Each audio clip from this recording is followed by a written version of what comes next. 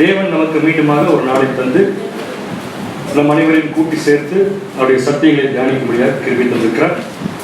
அந்த அடிப்படையில் நம்ம கடந்த 102 வாரங்களாக நம்ம வெளிப்படுத்தின விசேஷம் புஸ்தகத்தின் விளக்கத்தை நம்ம பார்த்து முடிச்சிருக்கோம். இப்போ நம்ம புதுசாக ஆரம்பிக்க போகிறது ஒரு 3 மாதத்துக்கு இந்த ஒரு கண்டென்ட்டு. ஸோ இது ஆரம்பத்திலிருந்தே எல்லாத்துக்கும் புரியணும் அப்படிங்கிற நோக்கத்துக்காக தான் புதுசாக வரக்கூடிய சகோதர சகோதரிகளுக்கும் பிரயோஜனம் இருக்கும்படி நம்ம இந்த பாடத்தை செலக்ட் பண்ணியிருக்கோம். இது நான் சொல்ல போகிற கருத்துக்கள், இதில் நம்ம பார்க்க போகிற விஷயங்கள் எல்லாமே நமக்கு முன்கூட்டியே தெரிந்த விஷயமா கூட இருக்கலாம். ஏன்னு கேட்டீங்கன்னா, நம்ம சப்ஜெக்ட் பெரும்பாலும் பார்க்கும்போது எல்லா பாயிண்ட்ஸும் கவர் பண்ணிடுவோம். ஆனால் இதுக்குன்னு ஒரு தனி டைம் ஒதுக்கி பார்க்கறதுக்கு இது ஒரு சான்ஸாக இருக்கும் அப்படின்னு நம்பிட்டு நம்ம தேவன்கிட்ட இந்த ஒரு விஷயத்தை ஒப்படைச்சிட்டு தேவனுக்கு நன்றி சொல்லிட்டு இந்த ஒரு காரியத்தை நம்ம ஆரம்பிக்கலாம். ஸோ சப்ஜெக்டுடைய தலைப்பு என்ன பார்க்க போகிறோம் அப்படிங்கிறது தெளிவாக இருக்குது. கேரக்டர் டெவலப்மெண்ட் அப்படிங்கிறது ஒரு பேர். உலக பிரகாரமாக கேரக்டர் டெவலப்மெண்ட் பற்றி நிறைய கோர்ஸ் எல்லாம் இருக்குது, நிறைய புக்ஸ் இருக்குது, நிறைய பேருடைய அறிவுரைகள்லாம் இன்டர்நெட்டில் இருக்குது. பட் அதெல்லாம் காஸ்ட்லி. அது மட்டும் இல்லை, அதெல்லாம் நம்மளை பரலோகத்துக்கு கொண்டு போய் சேர்க்கவும் சேர்க்காது. அது தெளிவாக புரிஞ்சுக்கலாம். ஸோ இப்போ நம்ம பார்க்க போகிற இந்த கேரக்டர் டெவலப்மெண்ட்டில் நம்ம பார்க்க இருக்கிறது 1ஆம் வாரம். ஏறக்குறைய இன்னும் 12 வாரங்கள் அல்லது 13 வாரங்கள் நம்ம இந்த தலைப்பின் கீழே சில பாடங்களை பார்க்க போகிறோம். ஸோ இந்த தலைப்பு எப்படி வந்துச்சு அப்படின்னு பார்த்தீங்கன்னா, நம்முடைய வேதமானவர்கள்லாம் ஒரு காலத்தில் தேவனுடைய சித்தப்படி ரசல்பருடைய காலத்துக்கு அப்புறமா பிற்காலத்தில் பார்த்தீங்கன்னா நிறைய சபைகள் ரசல்பரால் ஏற்படுத்தப்பட்டு அதில் இருக்கக்கூடிய ஜனங்கள் சத்தியத்துக்குள்ள சத்தியத்தில் ஒர்க் பண்ணும்போது அங்கங்கே ஒரு எல்டர்ஸ் அவர் அப்பாயிண்ட் பண்ணாரு ரசல்பர். அந்த எல்டர்ஸ் நிறைய இடத்துல பார்த்தீங்கன்னா ரசல்பர் கொடுத்த அளவுக்கு ஒரு தாற்பயத்தை கொடுக்க முடியாத சூழ்நிலை ஏற்பட்டப்ப எல்லா ஜனங்களும் ரசல்பருக்கு லெட்டர் எழுதியிருக்காங்க.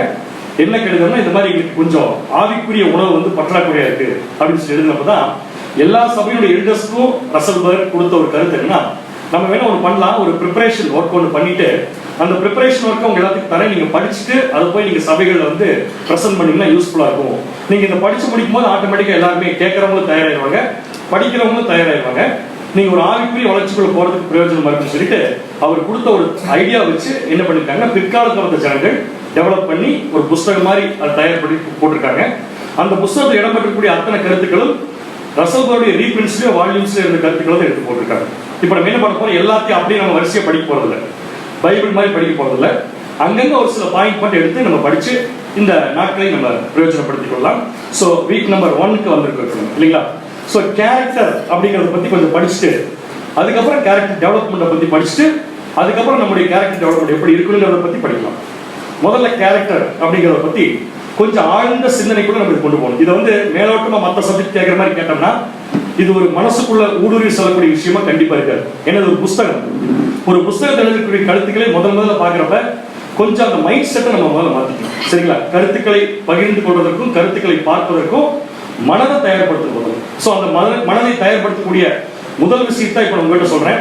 கேரக்டர் அப்படின்னா என்ன அப்படிங்கிறதுக்கு ஒரு சிம்பிளான பதில் நம்ம மனசுல தோணுறது சொல்லுங்க. ஏன்னா இந்த புஸ்தகமே பார்த்தீங்கன்னா ஒரு கேள்வி பதில் வடிவில் இருக்கு. கேரக்டர் அப்படிங்கிறதுக்கு என்ன சொல்லுவீங்க? முதல் வார்த்தை கேரக்டர்னு சொல்லி நமக்கு யாராவது சொன்னா நம்முடைய மனசுக்குள்ள அதை பத்தி என்ன பேசணும்?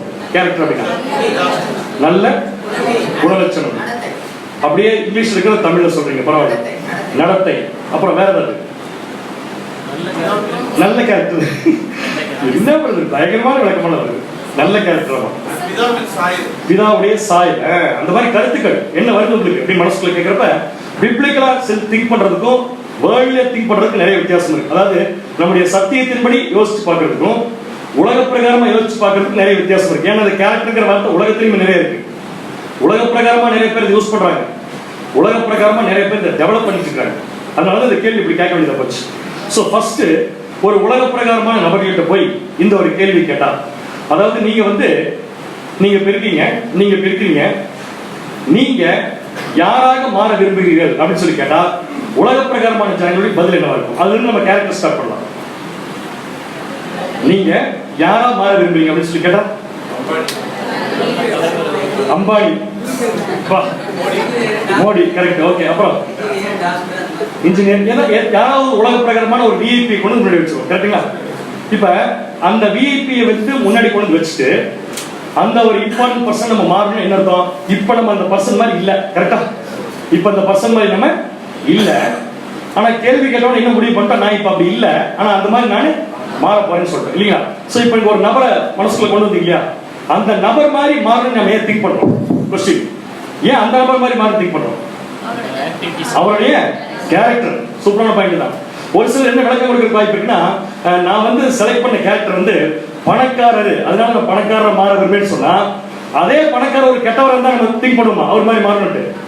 நான் சொல்றதுக்கு புரிஞ்சா? ஒரு பணக்காரரை மாறணும்னு ஆசை வந்துச்சு வச்சுக்கோங்க, உலக பிரகாரமா அந்த பணக்காரன் நம்ம கெட்டவன், அவனை ரோல் மாடலா வைப்போமா? அப்ப எப்பேற்பட்டாலும் சரி, ஒரு பெரிய விளையாட்டு துறையில ஒரு பெரிய விஐபி வச்சுக்கோங்க, ஒரு ஸ்டார், அவர் மாதிரி ஆகணும் ஒருத்தர் நினைக்கிறான்னு வச்சுக்கோங்க. அப்படி ஆகணும்னு நினைக்கிற ஒருத்தர் யார் மாதிரி ஆகணும்னு நினைக்கிறாரோ அவர் சார்ந்த துறையில அவர் பயங்கரமான ஃப்ராட் பண்ணிருக்காரு. நினைப்போமா? அப்ப யார் மாதிரி மாறணும்னு சொல்லி நினைக்கிறப்ப நம்ம யார நினைச்சாலும் அதுவா நம்ம மாறணும்னா நம்ம யார் நினைக்கிறோமோ அவருக்கு நல்ல குணலட்சணம் இருக்க வேண்டும். இதுதான் முக்கியமான பாயிண்ட். சோ நம்ம யார் மாதிரி மாறணும்னு சொல்லி நினைக்கிறப்ப நம்முடைய மனசை என்ன இண்டிகேட் பண்ணுனா, எந்த ஆளா இருந்தாலும் சரி ஒரு நல்லவனா இருக்கணும். சோ அந்த நல்லவன் அப்படிங்கறத எப்படி பார்க்கணும்னா நல்ல குணலட்சணம். இது உலக பிரகாரமான ஒரு தாக்கம். அப்படியே சத்தியத்துக்கு வந்துடலாம். இதே கேள்வி நான் சத்தியத்தில் இருக்கிற சகோதர சகோதரிகளை கேட்டா என்ன பதில் சொல்லுவாங்க அப்படின்னு ஒரு கேள்வி. நீங்கள் யாராக மாற விரும்புகிறீர்கள்? இப்பொழுது யாராக மாற விரும்புகிறோம் அப்படி என்ன விளக்கம்? நாம் இன்னும் கிறிஸ்துவா மாறல. ஒரு பெரிய விஐபி பத்தி சொல்றப்ப என்ன புரிஞ்சுக்கிட்டோம்னா, நாம் இன்னும் அந்த விஐபியா மாறல, ஆனா மாற விரும்புறோம். காரணம் குணலட்சணம் இல்லையா? சோ இப்ப நம்ம சத்தியத்தில் இருக்கிற நாம யாரை மாற விரும்புறோம்? நம்முடைய ஆண்டவராகிய இயேசு கிறிஸ்து. என்ன காரணம்? என்ன காரணம்? அவர் வந்து பரலோகத்திலிருந்து பூமிக்கு கீழே வந்தாரு, அவர் பயங்கரமா நமக்காக செத்து போனார். அதுவா என்ன காரணம்? அவருடைய குணலட்சணம். சவுண்ட் ரொம்ப ஓவரா இருக்குது. அவருடைய குணலட்சணம் கரெக்டா? சோ அப்படின்னா இந்த இடத்துல கிறிஸ்துடைய குணலட்சணம் அளவுக்கு நம்முடைய குணலட்சணம் என்ன ஆகலைங்க, மாறல. அப்ப நம்ம என்ன பண்ணணும்? கிறிஸ்துடைய குணலட்சணத்தின் அளவுக்கு மாறணும். அதுக்குதான் அப்போஸ்தலனாகிய பவுல் எபேசியருக்கு போது எபேசியர் 4ஆம் அதிகாரம் 15ஆம் வசனத்துல ஆங்கிலத்தை ஓத வாசிச்சதுக்கு அப்புறமா தமிழுக்கு போலாம். வாசிங்க. எபேசியர் 4ஆம் அதிகாரம் 15ஆம் வசனம். We are to grow in every way into him who is the head into the Christ. Who is the head into the Christ. முதல் விஷயம், நம்ம யாரை மாற விரும்புறோமோ அவர் சத்தியத்தின்படி யாரா இருக்க நினைக்கிறோம்னு பார்த்தீங்கன்னா நம்முடைய ஆண்டவராகிய இயேசு கிறிஸ்து. சோ இயேசு கிறிஸ்து மாதிரி நம்ம மாறிக்கமான்னு கேட்டா கண்டிப்பா இல்ல. ஆனா இயேசு கிறிஸ்து மாதிரி மாற நினைக்கிறோம். காரணம் கேட்டா நம்முடைய ஆண்டவராகிய இயேசு கிறிஸ்துவின் குணலட்சணம் அப்படிங்கறத மாறணும். இதுதான் நம்ம ஃபர்ஸ்ட் குணலட்சணத்தை பத்தி பார்ப்பதற்குரிய முக்கியமான பாயிண்ட். சரி, ரைட். இயேசு கிறிஸ்துவோட குணலட்சணத்துக்கு நம்ம மாறணும்னா அதுக்கு grow அப்படிங்கிற இங்கிலீஷ் வார்த்தை கொடுத்துருக்காங்க. அடுத்தது grow in every way, அதுக்கப்புறம் into Christ. அந்த ரவுண்ட் பண்ணிக்கிற மூணு வார்த்தை மட்டும் பாருங்க. grow every way into Christ. growனா வளருது. அப்ப குணலட்சணங்கிறது என்ன ஆகணும்? நமக்கு வளரணும். எதுல? எல்லாத்துலயும். எதுல? எல்லாத்துலயும். அந்த எல்லாத்துலயும் சொல்றோம்ல, அது ஏற்கனவே யாருக்கு இருக்கு? நம்முடைய ஆண்டவராகிய இயேசு. சோ நமக்கு வேற ரோல் மாடலே வேண்டாம். நம்முடைய கேரக்டர் டெவலப் ஆகிறதுக்கு நம்ம செலக்ட் பண்ணிருக்கிற அருமையான கேரக்டர் யாருன்னு பாத்தீங்கன்னா நம்முடைய ஆண்டவராகிய இயேசு கிறிஸ்து. வாசிங்க தமிழ்ல எபேசியர் 4ஆம் அதிகாரம் 15ஆம் வசனம். அன்புடன் சத்தியத்தை கைக்கொண்டு. அன்புடன் சத்தியத்தை கைக்கொண்டு. தலையாகி கிறிஸ்துவுக்குள். யாருக்குள்? தலையாகி கிறிஸ்துவுக்குள் எல்லாவற்றிலேயும் நாம் வளருகிறவர்களாய் இருக்கும்படியாக அப்படி செய்தார். அப்ப நாளுக்கு நாள் நம்முடைய வளர்ச்சி இருக்கணும் அப்படிங்கறதா இங்க பவுல் சொல்ல வரக்கூடிய விஷயம். காரணம் என்ன? நாம் பிறக்கும் போதே அல்லது ஞானஸ்தானம் எடுக்கும் போதே முழு வளர்ச்சிக்குள்ள நம்ம வரல. அந்த முழு வளர்ச்சி சொல்றோம்ல, யாரோட கம்பேர் பண்ணாதீங்க, நம்முடைய ஆண்டவராகிய இயேசு கிறிஸ்து. சோ நம்ம ஞானஸ்தானம் எடுக்கும் போது நம்முடைய ஆண்டவராகிய இயேசு கிறிஸ்துவின் முழு வளர்ச்சிக்குள்ள நம்ம வளரல. ஆனா முழு வளர்ச்சிக்குள்ள வரணுங்கிறது தான் கேரக்டர் டெவலப்மெண்ட் அப்படிங்கிற சப்ஜெக்டுடைய ஒரு தாற்பயங்கள் வளர்றது. சோ நமக்கெல்லாம் யார் கேரக்டர் வரணும்? நம்முடைய ஆண்டவராகிய இயேசு. இப்ப நமக்கு யாருடைய கேரக்டர் இருக்குது? நம்முடைய கேரக்டர் இருக்குது. அப்ப நம்முடைய கேரக்டர் விட்டு நம்ம எந்த கேரக்டருக்கு மாறணும்? நம்முடைய ஆண்டவராகிய இயேசு கிறிஸ்துவின் கேரக்டர்ல நாளுக்கு நாள் என்ன பண்ணணும்? வளரணும். இப்ப தேவன் மேல கோபம் வரும். ஏன் தெரியுமா? எங்களை பிறக்க வைக்கும் போதே இயேசு கிறிஸ்து மாதிரி கேரக்டர்ல பிறக்க வச்சிருந்தாரு வச்சுக்கோங்க. எங்களை பிறக்க வைக்கிறப்பயே இயேசு கிறிஸ்து மாதிரி கேரக்டர்ல பிறக்க வச்சிருந்தாருன்னா தேவன் இப்ப கேரக்டர் டெவலப்மெண்ட் பண்ண தேவையில்லை. நியாயமான கேள்வி தானே? அந்த பாயிண்ட் தான். நம்மளை பிறக்க வைக்கிறப்ப அப்படிதான் பிறக்க வச்சாரு. எப்படி பிறக்க வச்சாரு? அவர் ஒண்ணு வஞ்சனையெல்லாம் பண்ணல, அவர் ஓர வஞ்சனையெல்லாம் பண்ணல. உண்மையா சொல்ல போனா என்னவா மாறும்னு இப்ப நினைக்கிறோமோ அப்படியா படைச்சார் தேவன். எப்படி படைச்சார்னா let us make man, let us make man. அந்த மேன்ங்கிற வார்த்தை இருக்கியா, அந்த மேன்ங்கிற வார்த்தைக்கு சரியான விளக்கம் கிறிஸ்துவுக்குள் வளர்ச்சி அடைந்த ஒரு மனுஷன் அப்படிங்கிறது சரியான point. Let us make man in our own image according to our likeness அப்படின்னு சொல்லி அந்த ரெண்டு வாக்கியம் கொடுக்கப்பட்டிருக்கு. தமிழ்ல சொல்ல போனா எப்படி சொல்லுவோம் இந்த வசனத்தை? நமது சாயலாகவும் நமது ரூபத்தின்படியையும் மனுஷன் என்ன பண்ணாட்டாரு? உருவாக்கினார். சோ இமேஜ், அதுக்கப்புறம் லைக்னஸ். இந்த முறையில் தான் ஆதாம் உருவாக்கப்பட்டார். ஏதாவது மாற்றுக்கிறதுக்காக ஆதாம் எப்படி உருவாக்கப்பட்டார்? கரெக்டா சொல்லுங்க. இந்த சப்ஜெக்ட் படி, இந்த சப்ஜெக்ட் படி எப்படி உருவாக்கப்பட்டார்? தேவன் மாதிரியும் கிறிஸ்து மாதிரியும். தேவன் மாதிரியும் கிறிஸ்து மாதிரி அர்த்தம். தேவன் மாதிரி ஹைட், கிறிஸ்து மாதிரி வெயிட். அப்படியா? எது கேரக்டர். யார் மாதிரி கேரக்டர்?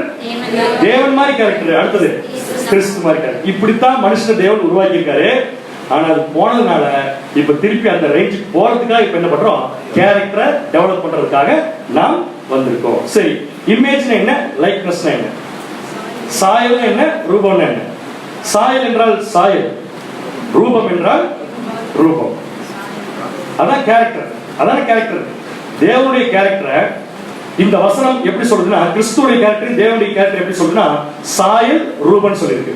சோ இந்த சாயல் அப்படிங்கிற வார்த்தைக்கு இமேஜ் அப்படின்னு எடுத்துக்கலாமா? சோ இந்த இமேஜ்ங்கிற வார்த்தைக்கு என்ன ஆங்கில வார்த்தை? ஹீப்ரு வேர்ட்ல இருந்து ஆங்கில வார்த்தைக்கு வந்து என்ன கொடுக்குன்னா ரிசம்பிளன்ஸ். ஞாபகம் வச்சுக்கோங்க. இமேஜ் அப்படின்னு என்ன அர்த்தம்? ரிசம்பிளன்ஸ். ரிசம்பிளன்ஸ் என்ன அர்த்தம்? ரிசம்பிளன்ஸ் இது வரைக்கும் வந்துருச்சு. டிட்டோ அப்படின்னு என்ன அர்த்தம்? ஒற்றுமை எடுத்துக்கலாமா? ஒற்றுமை. சோ ஃபர்ஸ்ட் பாயிண்ட் ஒற்றுமை. அப்ப தேவன் மனுஷன் எப்படி உருவாக்கினார்? ஒற்றுமை. ஞாபகம் வச்சுக்கோங்க. அடுத்தது இமேஜ் முடிஞ்சது. அடுத்தது லைக்னஸ். சோ லைக்னஸ் என்ன வார்த்தை கொடுத்திருக்காங்கன்னா டிமோத். அந்த டிமோத்ங்கிற வார்த்தைக்கு என்ன அர்த்தம் கேட்டீங்கன்னா ஆங்கிலத்துல சிமிலிட்யூட். சிமிலிட்யூட் கீழ போட்டுருப்பாரு. சிமிலிட்யூட். சிமிலிட்யூட் என்ன? சிமிலிட்யூட் புரியுது? சிமிலிட்யூட் என்ன? சேம் ஒற்றுமை. அப்ப தேவன் மனுஷன் எப்படி உருவாக்கினார்னா ஒற்றுமையாக ஒற்றுமையாக உருவாக்கினார். ஆமா, தேவன் மனுஷன் எப்படி உருவாக்கினார்னா ஒற்றுமையாக ஒற்றுமையாக. நல்லா கவனிச்சீங்கன்னா அந்த வசனத்துல நமது ஒற்றுமையாக நமது ஒற்றுமையாக மனுஷனை உருவாக்குவோம். அவங்க பேசிக்கிற எத்தனை பேர்? 2 பேர். அந்த 2 பேர் ஏற்கனவே எப்படி இருக்காங்க? ஒற்றுமையா இருக்காங்க. 2 பேர் ஒற்றுமையா இருக்காங்க அர்த்தம் 2 பேர் ஒரே தட்டுல சாப்பிடுறாங்க அப்படின்னு அர்த்தமா? ஒற்றுமை அர்த்தம் ஒரே கேரக்டர். தேவனும் கிறிஸ்துவும் ஒரே கேரக்டர்ல இருக்காங்க. அந்த ஒரே கேரக்டர் யாருக்கு வர நினைச்சு படிச்சாங்கன்னா மனுஷன் படிச்சாங்களா? ஆதாம் படிச்சாங்களா? ஆதாம் இப்ப யாருடைய கேரக்டர் இருந்திருப்பார்?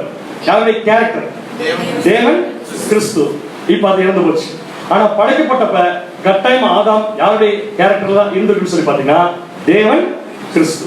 தப்பு பண்ண உடனே முதல் மனுஷங்க இருந்து போனது எது? வாசிங்க. ஆதியாகமம் 3ஆம் அதிகாரம் 17ஆம் வசனம். ஆதியாகமம் 3ஆம் அதிகாரம் 17ஆம் வசனம். பின்பு அவர் ஆதாமை நோக்கி, நீ உன் மனைவியின் வார்த்தைக்கு செவி கொடுத்து. நல்லா இந்த வசனத்தை ஃபுல்லா படிச்சுட்டு எது முதல்ல போச்சு, எது ரெண்டாவது போச்சு, எது மூணாவது போச்சு சொல்லி கண்டுபிடிங்க. சரிங்களா? நீ உன் மனைவியின் வார்த்தைக்கு செவி கொடுத்து புசிக்க வேண்டாம் என்று நான் உனக்கு விலக்கின விருட்சத்தின் கனியை புசித்தபடியினாலே பூமி உன் நிமித்தம் சபிக்கப்பட்டிருக்கும். பூமி உன் நிமித்தம் என்ன பண்ணப்பட்டிருக்கும்? சபிக்கப்பட்டிருக்கும். நீ உயிரோடு இருக்கும் நாளெல்லாம் வருத்தத்தோடு அதன் பலனை புசிப்பாய். ஒரே விஷயம் முடிஞ்சு போச்சு. நான் சாப்பிட வேண்டாம் சொன்ன கனியை சாப்பிட்டதுனால உனக்கு இதெல்லாம் ஆயிடுச்சுன்னு சொல்லி தேவன் சொல்லிட்டார். இப்ப மனுஷன் இழந்தது எதை? மனுஷன் முதல் தேவன் கிட்ட பெற்றுக்கொண்டது எதுனா அவருடைய கேரக்டர். அவருடைய கேரக்டர். மனுஷன் தப்பு பண்ணதுக்கு அப்புறம் முதல் இழந்தது எதுதான்? கேரக்டர். ஏன்னா ஒரு தடவை தப்பு பண்ணியாச்சுன்னா அந்த தப்பை பண்ண மனுஷனுக்கு தப்பு பண்ண தூண்டின கேரக்டர் தேவனுடைய கேரக்டர். நல்லா புரிஞ்சுக்கோங்க. தேவனுடைய கேரக்டர் அல்ல அப்படின்னா ஆதாமுக்குள்ள வேற ஏதோ ஒரு கேரக்டர் என்ன இருக்கு உள்ள போயிடுச்சு. என்னென்ன கேரக்டர் சொல்லி பார்க்கலாம். வசனத்துல படிச்சு முதல் கேரக்டர் மனைவி. எவ்வளவு தைரியம் பாருங்க. மனைவியின் பேச்சு கேட்க தப்பா? அது மோசமான கேரக்டராமா? முதல் பாயிண்ட் கீழ்ப்படியாமை. சோ கீழ்ப்படியாமை வந்துச்சுன்னா அவருடைய சித்தப்பா வருவார் கூடவே. அவருடைய சித்தப்பா வந்தாச்சுன்னா மாமா வருவார் பின்னாடி. அப்புறம் அத்தை வரும். அப்புறம் சித்தி வரும். கடைசியா சாத்தான் வரும். சொல்லுங்க பார்க்கலாம். கீழ்ப்படியாமைங்கிற கேரக்டர் வந்துச்சுன்னா இமிடியேட் நெக்ஸ்ட் என்ன? சூப்பர். எப்படி கரெக்டா சொல்றீங்க? பின்னாடி பார்க்கலாம். எப்படி அனலைஸ் பண்ணலாம். பொய் வந்துச்சு அடுத்து என்ன வரும்? பரவாயில்ல, அனுபவம் மாதிரி எப்படி எப்படியோ வருது. பொய் சொன்ன அடுத்த வந்துடும், பயம் வந்துடும். கரெக்ட். அடுத்த பாயிண்ட் குறை கூறுதல். இது மூணுமே ஆதாம் பண்ணாரா இருப்பார். அவர் பண்ணது ஒரு தப்பு தானே. ஒரு தப்பு பண்ணா ஒரு கேரக்டர் கெட்டு போகாது, ஒரு தப்பு பண்ணா ஒவ்வொரு கேரக்டரா கெட்டு போகாது. இதான் நம்ம கற்றுக்கொண்ட முதல் விஷயம். ஒரு தப்பு பண்ணா ஒவ்வொரு கேரக்டரா கெட்டு போக ஆரம்பிக்குது. முதல்ல போனது கீழ்ப்படியாமை, அப்புறம் பொய், அதுக்கப்புறம் குறை கூறுதல், அதுக்கப்புறம் இவங்க பிறந்த பசங்க மட்டும் எப்படித்தான் இருப்பாங்க, இவங்க மாதிரி தான் இருப்பாங்க. என்ன வரும்? பொறாமை வரும். பொறாமைக்கு அடுத்து என்ன வரும்? கோபம் வரும். கோபத்துக்கு அடுத்து என்ன வரும்? வாக்குவாதம் வரும். வாக்குவாதத்துக்கு அப்புறம் என்ன வரும்? கொலை வரும். கொலைக்கு அப்புறம் என்ன வரும்? எல்லாமே. அப்ப ஒரு இடத்துல ஒரு சின்ன கேரக்டர் மாறிச்சுன்னா மனுஷன் தொடர்ந்து என்ன பண்ண ஆரம்பிக்கிறானா, தன்னுடைய எல்லா கேரக்டரையும் இழக்க ஆரம்பிக்கிறான். இப்படி இழந்து போன கேரக்டர் எல்லாம் ஒன்னா சேர்த்து மனுஷனை மனுஷனா மாத்துறதுக்கு தான் கேரக்டர் டெவலப்மெண்ட் அப்படிங்கிற தலைப்பு இப்ப நம்ம எடுத்திருக்கோம். சரிங்களா? இப்ப மனுஷனை பத்தி ஒரு நேரம் கேரக்டர்னு பார்த்தோம். முதல் மனுஷன் படைக்கப்பட்டது தேவனுடைய கேரக்டர்னு பார்த்தோம். முதல் மனுஷன் இழந்ததும் தேவனுடைய கேரக்டர் அப்படின்னு சொல்லி பார்த்தோமே. தேவனுடைய மத்த படைப்புகளுக்கெல்லாம் கேரக்டர் இல்லையா? கொஸ்டின். தேவனுடைய மத்த படைப்புகளுக்கெல்லாம் கேரக்டர் இல்லையா? இருக்கு. எப்படி கேரக்டர் இருக்கா? கேரக்டர் இருக்கா? இருக்கா? பறவை கேரக்டர் இருக்கா? இருக்கு. சூரியன் கேரக்டர் இருக்கா? இருக்கு. சந்திரன் கேரக்டர் இருக்கா? இருக்கு. கேரட்டுக்கு கேரக்டர் இருக்கா? கேரட்டுக்கு இருக்கு. அப்ப என்ன தெளிவா தெரியுதுன்னா, தேவன் எந்த பொருளையும் மனுஷனை தவிர தன்னுடைய கேரக்டர்ல படைக்கல. ஆனா தன்னுடைய கேரக்டர்ல படைக்காத எல்லாமே இன்னைக்கு வரைக்கும் கேரக்டர் ஒழுங்கு. எவ்வளவு மோசமான விஷயம் இல்லையா? அப்ப எல்லா படைப்புகளுக்கும் குணலட்சணம் இருக்குது. இந்த பொருள்களுக்கெல்லாம் போய் கேரக்டர் டெவலப்மெண்ட் சப்ஜெக்ட் எடுக்க வேண்டிய அவசியம் இல்ல. இல்ல அப்படின்னு என்ன அர்த்தம்? இந்த கேரக்டர்லாம் மனம் திரும்ப வேண்டிய அவசியம் இல்லை. தன்னுடைய கேரக்டரை இன்னைக்கு வரைக்கும் என்ன பண்ணிட்டு இருக்கு? கரெக்டா பண்ணிட்டு. யார் மட்டும் கரெக்டா பண்ணாம போயிட்டான்னு பாத்தீங்கன்னா, தன்னுடைய கேரக்டர்லயே தேவன் படைச்ச மனுஷன் தான் அந்த விஷயத்தை பண்ணாம போயிட்டான். என்ன காரணமா இருக்கு நீங்க சொல்லுங்க. ஆதாம் எதனால பாவம் பண்ணாருன்னு கேட்கறத விட எதனால தன்னுடைய கேரக்டரை இழந்தார்? என்ன காரணம் இருக்கு? தேவன் கூட டைரக்டா பேசிட்டு இருந்தார். ஏன்னா எதுல இழந்தான்னு கண்டுபிடிச்சா தான் எதுல திருப்பி கொண்டு வர முடியும் கண்டுபிடிக்கும். சோ இழந்தாரா இல்லையா? ஆதாம் இழந்தார். எதை இழந்தார்? கேரக்டர் இழந்தார் இல்லையா? சோ கேரக்டரை ஆதாம் இழப்பதற்கு என்ன காரணம்? ஆசை. ஆசை இல்லையா? இருக்குல்ல முன்னாடி அன்பு. அப்ப அன்பு ரொம்ப மோசமான கேரக்டர். நீங்க சொல்ற பதில கரெக்ட். பட் கொஞ்சம் யோசிச்சு பாருங்க. அந்த மாதிரி மனைவி மேல அன்பு வைக்கிறதுக்கு என்ன காரணம்? தேவனை விட மனைவி மேல அன்பு வைக்கிறதுக்கு என்ன காரணம் கேள்வி நான் கேட்கிறேன். அதுவும் கண்டிப்பா ஒரு கேரக்டர் ப்ராப்ளம் தான் இருக்கும். என்ன காரணம் கேட்டீங்கன்னா, தேவனுடைய ஆவி பரிபூர்ணம் ஆதாமுக்குள்ள இருக்கிற வரைக்கும் ஆதாம் கேரக்டர் விட்டு என்ன பண்ணீங்க? வெளியே போகும். என்னைக்கு அந்த ஸ்பிரிட் போகுதோ, என்னைக்கு தேவன் கொடுத்த அந்த எண்ணம் போகுதோ, என்னைக்கு தேவன் கொடுத்த அந்த உற்சாகம் போதோ, என்னைக்கு தேவன் மேல இருக்கிற நம்பிக்கை போதோ, அன்னைக்கு ஆட்டோமேட்டிக்கா மனுஷன் இழக்க ஆரம்பிக்கிறது கேரக்டர் தான். இது ஆதாமுடன் ப்ரூவ் பண்ணலாம். அதுக்கு வசனம் வாசிக்கலாம். ரோமர் 8ஆம் அதிகாரம் 9ஆம் வசனம் 10ஆம் வசனம். ரோமர் 8ஆம் அதிகாரம் 9 10ஆம் வசனங்கள். தேவனுடைய ஆவி உங்களில் வாசமாய் இருந்தால், தேவனுடைய ஆவி உங்களில் வாசமாய் இருந்தால் நீங்கள் மாம்சத்துக்கு உட்பட்டவர்களாய் இராமல், கட்டாயமா நம்ம எதுக்கு உட்பட்டவர்களாய் இருக்க மாட்டோம். மாம்சத்துக்கு உட்பட்டவர்களாய் இராமல் ஆவிக்கு உட்பட்டவர்களாய் எப்படி இருப்பீங்க நீங்க? ஆவிக்கு. இப்ப ஆவிக்கு உட்பட்டவர்களுக்கு விளக்கம் சொல்லுங்க. ஆவிக்கு உட்பட்டவர்கள் அப்படிங்கிறது விளக்கம் சிம்பிளா சொல்லிட்டு போயிடலாம். எடுத்துங்களா? 100% தேவனும் கிறிஸ்துவும் இருக்கிற அந்த கேரக்டர்ல நான் இருக்கிறேன். ஆனா மாம்சத்துக்குரியவர்களா இருக்கிறது காரணம் தேவனுடைய ஆவி நம்மளை விட்டு என்ன இருப்ப போகுது. கிறிஸ்துவின் ஆவி இல்லாதவன் அவருடையவன் அல்ல. அந்த ஸ்பிரிட் கிறிஸ்துடைய ஆவி இல்லாதவன் அவருடையவன் அல்ல. அடுத்த பாயிண்ட். கிறிஸ்து உங்களில் இருந்தால், கிறிஸ்து உங்களில் இருந்தால், கிறிஸ்து உங்களுக்குள் இருந்தால்னா கிறிஸ்துடைய கேரக்டர் உங்களுக்குள் இருந்தால், சரீரமானது பாவத்தின் நிமித்தம் மரித்ததாயும், பாவத்தின் நிமித்தம் என்னாயிரும்? மரித்ததாயும், ஆவியானது நீதியின் நிமித்தம் ஜீவன் உள்ளதாயும். அப்ப மனுஷன் கேரக்டரை இழந்து போவதற்கு காரணம் என்ன சொல்லி பாத்தீங்கன்னா, அவனுக்குள்ள இருக்கிற அந்த ஆவியினுடைய தாற்பயம், ஆவியினுடைய அளவு, ஆவியினுடைய ஐஸ்வர்யம் என்னன்னு பாத்தீங்கன்னா மறைஞ்சு போகும்போது, குறைஞ்சு போகும்போதுதான் இந்த மாதிரி மனுஷன் மாறுகிறான்னு சொல்லிட்டு அப்போஸ்தலன் பவுல் இந்த கான்செப்டை புரிய வைக்கிறதுக்கு ஒரு அருமையான உதாரணத்தை பைபிள்ல இருந்து கோட் பண்றாரு. ஆனா அந்த உதாரணம் அருமையான உதாரணம் இல்ல, ஒரு மோசமான உதாரணம். ஆனா மோசமான உதாரணத்தை வச்சு ஒரு அருமையான கருத்து சொல்றதுக்கு அப்போஸ்தலன் பவுலை தவிர யாருமே கரெக்டான கிடையாது. வாசிக்கலாம் அந்த வசனத்தை. 1 கொரிந்தியர் 6ஆம் அதிகாரம் 16, 17. 1 கொரிந்தியர் 6ஆம் அதிகாரம் 16, 17 வசனங்கள். பேசியோடு இசைந்திருக்கிறவன் அவளுடனே ஒரே சரீரமாய் இருக்கிறான் என்று அறியீர்களா? So same character. அறியீர்களா? இருவரும் ஒரே மாம்சமாய் இருப்பார்கள் என்று சொல்லி இருக்கிறது. அப்படியே கர்த்தரோடு இசைந்திருக்கிறார். யார்? கர்த்தரோடு இசைந்திருக்கிறார். கர்த்தரோடு விளக்க சொல்லுங்க. கர்த்தரோடு இசைந்திருத்தல் என்ன? அவருடைய கேரக்டர் நமக்கு இருந்தா அவர் நம்ம கூட இருக்கிற மாதிரி, அவருடைய கேரக்டர் நமக்கு இருந்தா அவரு நம்ம கூட அப்படி இருந்தால் அவருடனே ஒரே ஆவியா எத்தனை ஆவியா இருக்கான்? ஒரு இந்த ஆவி குறையறப்பதான் கேரக்டர் என்ன பண்ணாருன்னா கவனம். சரிங்களா? சோ இந்த ஆவி ஒருத்தருக்குள்ள பரிபூர்ணமா இருந்தா, கிறிஸ்துவின் ஆவி, தேவனுடைய ஆவி ஒரு சகோதரனுக்குள்ளயோ ஒரு சகோதரிக்குள்ளயோ பரிபூர்ணமா இருந்தா அவங்க கிட்ட இருந்து என்ன கிடைக்கும்? கேள்வி புரிய? இந்த ஆவிதான் இப்ப பிரச்சனை. இதான் ஆதாம்கிட்ட போச்சு. நிறைய பேர் கேரக்டர் இழப்பதற்கு காரணம் இந்த ஸ்பிரிட் போறதுனாலதான். இப்ப கொஸ்டினுக்கு வந்துடுறேன்.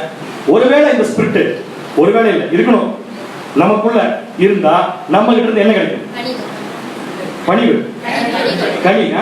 கனி கிடைக்கும். சூப்பர். வாசிக்கலாம் பாருங்க என்ன கனி கிடைக்கும் பார்க்கலாம். கலாத்தியர் 5ஆம் அதிகாரம் 22, 23. கலாத்தியர் 5ஆம் அதிகாரம் 22. எங்களுக்கு படிச்சிருக்கீங்க. ஆவியின் கனியோ அன்பு. என்ன கனி? என்ன ஆவியின் கனி? கரெக்ட். அப்படி என்ன? கேரக்டர். கிறிஸ்துடைய கேரக்டர் ரிசல்ட். தேவனுடைய கேரக்டர் நமக்கு உள்ள ரிசல்ட் என்னன்னு சொல்லி கேட்டீங்கன்னா, ஆவியின் கனியோ அன்பு, சந்தோஷம், சமாதானம், நீடிய பொறுமை. இது வாசிக்க வேண்டிய அவசியம் நினைக்கிறேன். மடமட நம்மளே சொல்லுவோம். நீடிய பொறுமை. ஏன்னா அவ்வளவு பொறுமை கிடையாது நமக்கு. அடுத்தது நெக்ஸ்ட் தயவு, நற்குணம், விசுவாசம், சாந்தம், இச்சையடக்கம். இப்படிப்பட்டவர்களுக்கு விரோதமான பிரமாணம் ஒன்றுமில்லை. என்ன சொல்ற தெரியுமா? இந்த கேரக்டர் மட்டும் உங்ககிட்ட இருந்து ப்ரொடியூஸ் ஆகி வந்துச்சுன்னா கட்டாயமா சொல்றேன், உங்களுக்கு எந்த பிரமாணம் வேண்டாம். நீங்க எல்லா பிரமாணத்தையும் நிறைவேற்றிச்சு. ஏன்னா எல்லா பிரமாணமும் எழுதப்பட்டது இந்த கேரக்டர் மனுஷன் கொண்டு வருகிறார். அந்த கேரக்டர் ப்ரொடியூஸ் பண்றது கிறிஸ்துடைய ஆவி. அந்த ஆவி நமக்கு இருந்தா கண்டிப்பா இந்த எல்லா கேரக்டர் நமக்கு வரும். ஆனா இந்த கேரக்டரை நம்ம மனப்பாடமா படிச்சு இந்த கேரக்டர் டெப்த் நமக்கு சில சமயத்தில் தெரியாம போயிடும். நம்ம என்ன பண்ண போறோம் இன்னைக்கு? முதல் பாயிண்டா நான் இப்ப இந்த கேரக்டர் டெவலப்மெண்ட்ல எடுத்த கேரக்டர் என்னவா இருக்கு நினைக்கிறீங்க? அன்பு. எப்படி பாத்தீங்க? என்னவா இருக்கு நினைக்கிறீங்க? அன்பு அப்படின்னு அர்த்தம். அன்பை பத்தி இன்னைக்கு படிப்போம், அடுத்த வாரம் படிப்போம். சரிங்களா? சோ அன்புங்கிற கேரக்டர் பத்தி நாங்க பல தடவை படிச்சாச்சு. யாராவது இருக்கோ சொல்லுங்க பார்க்கலாம். நெஞ்ச தொட்டு நான் அன்பானவன் இல்லை கை தூங்க. யாரு கை தூக்கு? இப்ப கேக்குறேன். நான் அன்பானவன் கை தூக்குங்க. சோ கிறிஸ்துவோட ஆவி உங்களுக்குள்ள இருந்து இது உண்மையா இருந்தா சந்தோஷம். நீங்க கை தூக்குறது பொய்யா இருந்துச்சுன்னா எந்த ஆவியில நம்ம கிட்ட இப்ப பயம் இருக்கு. நல்லா ஞாபகம். நான் இதுல செலக்ட் பண்ண சப்ஜெக்ட் அன்பு. ஏன் முதல்ல அன்பை செலக்ட் பண்ணணும்? அந்த அன்பு நமக்குள்ள இருக்கா செக் பண்றது. கிறிஸ்துவோட ஆவி ப்ரொடியூஸ் பண்ணும் அன்பு. கிறிஸ்துவோட கேரக்டர் நமக்குள்ள இருந்தா நம்ம காமிக்கிற அன்பு. அந்த அன்பை பத்தி படிப்போம். ரைட்? ஏன் அன்பை பத்தி முதல்ல எடுத்தோம் அப்படின்னு சொல்லி பாத்தீங்கன்னா, இது மனப்பாடமா தெரியல எல்லாத்துக்குமே சொல்லியிருக்கிறோம். அடுத்த ஸ்லைடு போயிட்டு வராது. ஆனா அடுத்த ஸ்லைடுக்கு இது தேவை. ஏன் அன்பை முதல்ல எடுத்துக்கன்னா, அன்பு தான் எல்லாத்தோட ஃபர்ஸ்ட். அன்பு தான் எல்லாத்தோட ஃபர்ஸ்ட். ஃபர்ஸ்ட்னு சொல்லாமா பிரைம் அப்படின்னு சொல்லலாம். ஏன்? அன்பு ஃபர்ஸ்ட் கிடையாது. அன்பு எல்லாத்தையும் ஒண்ணுதான். ஆனா அன்பு இல்லாம மத்த எல்லாம் வராது. எதெல்லாம் வராது? படிங்க. சந்தோஷம், சமாதானம், நீடிய பொறுமை, தயவு, நற்குணம். புரிச்சா? இது எது ஃபர்ஸ்ட்? அன்பு. இத ப்ரூவ் பண்ண முடியுமா? இது அன்பு தான் ஃபர்ஸ்ட். ஆரிஜின் ப்ரூவ் பண்ண முடியும் வசனத்துல. வா 1:13 அப்படியே வாசிங்க பார்க்கலாம். இப்ப ஆவியின் கையில் அத்தனை இதுல வரணும். கரெக்டா? வருதா வரலையா? வருதா? சரி. 1 கொரிந்தியர் 13ஆம் அதிகாரம் 1ஆம் வசனம் முதல். நான் மனுஷர் பாஷைகளையும் தூதர் பாஷைகளையும் பேசினாலும் அன்பு எனக்கிராவிட்டால் சத்தமிடுகிற வெண்கலம் போலவும் ஓசையிடுகிற கைத்தாளம் போலவும் இருப்பேன். இப்படியே படிச்சோம். இதுக்கு டைம் போயிடும். இப்ப என்ன பண்ணலாம்? ஆவியின் கனிகள் 9ஐயும் இதை நீங்க ஃபில் பண்ணுங்க. முதல்ல நானே உங்களுக்கு ஹெல்ப் பண்ணட்டுமா? விசுவாசம் வந்துருச்சா? நான் போட்டேன், வந்துருச்சு. அடுத்தது அன்னதானம் பண்றது, தயவு.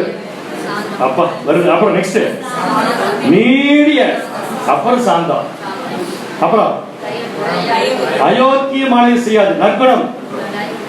அடுத்தது நினைக்கிறதும் சொல்லக்கூடாது, தீங்கு நினையாது, அப்புறம் சந்தோஷம், அப்புறம் அப்புறம் சகலத்தையும் சகிக்கும். ஆவியின் கனிகள் 9 வந்துருச்சு. 9மே வரிசையா வரல, 9மே ஒரே ஃபார்ம்ல வரல. ஆனா ஆவியின் கனிகள் 9உடைய தாற்பயமும் இருக்கு. சோ எதுக்காக இந்த வசனத்தை போடனா, நான் ஏன் அன்பை முதல்ல செலக்ட் பண்ணங்கிறதுக்கு விளக்கம் கொடுக்கறதுக்காக போட்டிருக்கேன். இப்ப அப்போஸ்தலனை போட்டு போய் கேட்டா, நான் ஆவியின் கனிகள் எல்லாத்துக்கும் எழுதியிருக்கேன், ஆனா இத்தனை கேரக்டர் இருந்தாலும் அன்பு எனக்கு இல்லாவிட்டால் அப்படின்னா இந்த கேரக்டர் டெவலப்மெண்ட் ஸ்டடியில ஒவ்வொரு சகோதர சகோதரிக்கும் தேவையானது கட்டாயம் என்னதான்? முதல்ல அன்பு இல்லாமல் மற்ற எதை காமிச்சாலும் அது கேரக்டரை டெவலப் பண்ணாது என்று அர்த்தம். மற்றதெல்லாம் தப்புன்னு சொல்லியிருக்காரு அப்போஸ்தலன். இப்போ தீர்க்கதரிசனம் சொல்றேன் இது ஆகாதுன்னு சொல்லி இல்ல அதெல்லாம் வேணும், ஆனா இது எல்லாத்தையும் காட்டிலும் எது பெருசுட்டாரு? அன்பு இல்லாவிட்டால் எனக்கு ஒன்றுக்குமே பிரயோஜனம் இல்லையா? இப்ப அடுத்த கேள்வி, இந்த கேரக்டர்லாம் இன்னொரு சகோதரனுக்கு வரணுமா எனக்கு வரணும்? பதில் பாருங்க, கேள்வி நல்லா புரிஞ்சுக்கணும். இந்த இந்த இந்த கேரக்டர்லாம் ஆவியின் கனிகள் 9 அதுல பிரதான அன்பு, இது எல்லாம் எனக்கு வர்றது கேரக்டர் டெவலப்மெண்டா, இன்னொரு சகோதரனுக்கு வர்றது கேரக்டர் டெவலப்மெண்டா?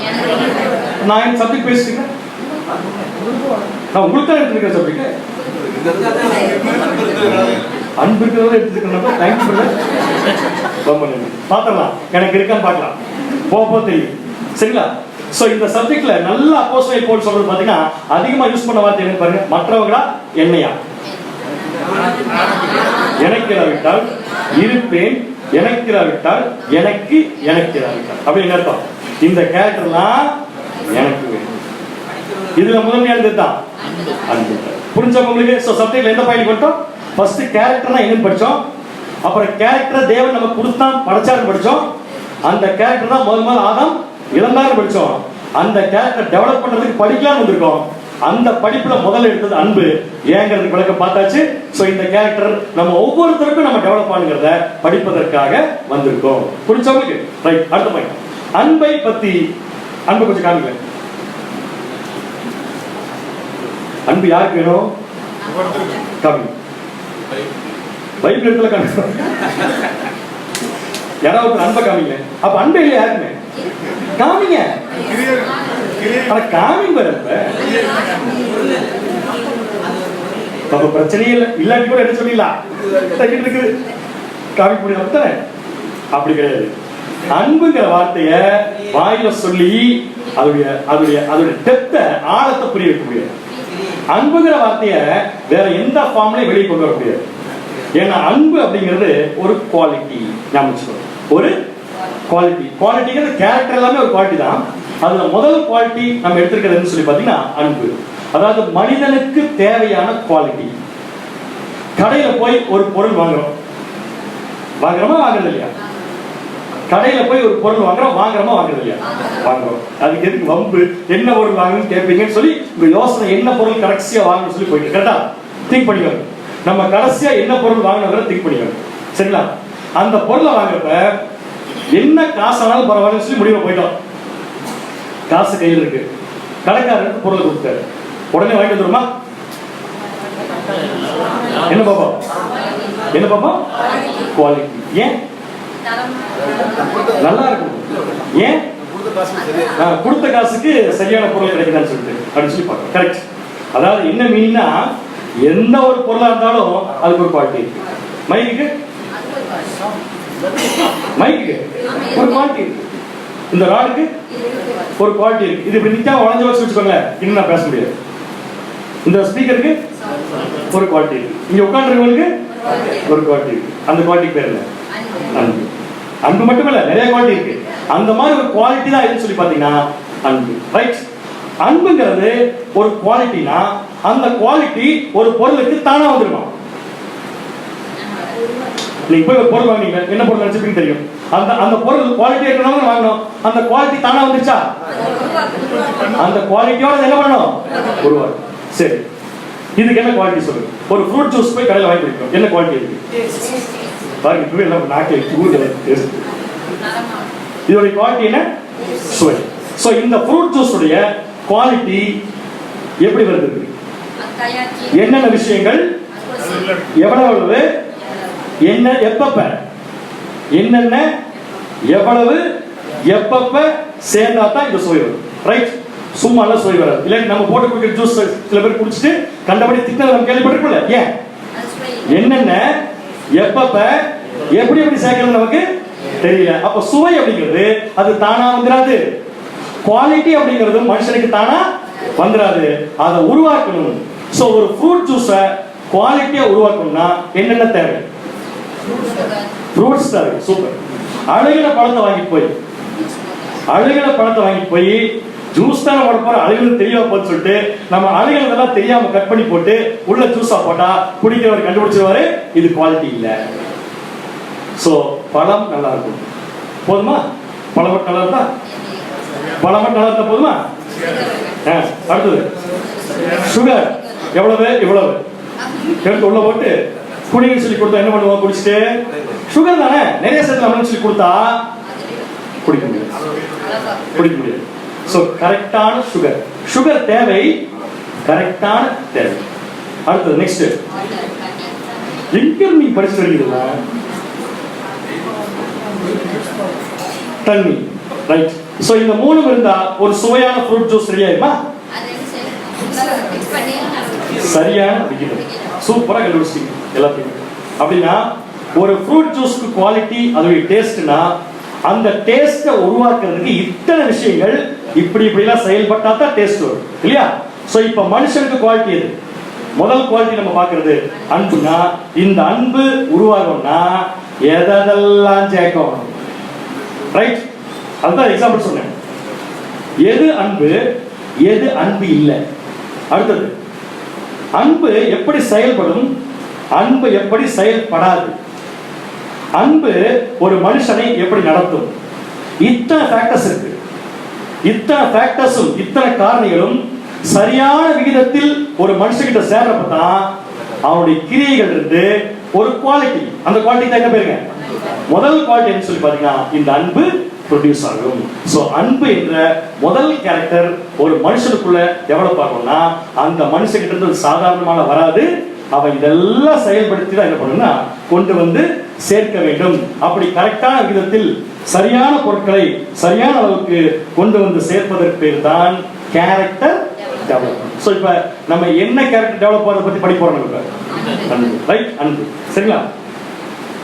அன்பு டெவலப் ஆகிறதுக்கு எது அன்பு, எது அன்பு இல்ல, அன்பு எப்படி செயல்படும், அன்பு எப்படி செயல்படும். ஏதாவது ஒரு உதாரணம் சொல்லுங்க. அன்பு எப்படி செயல்படும்?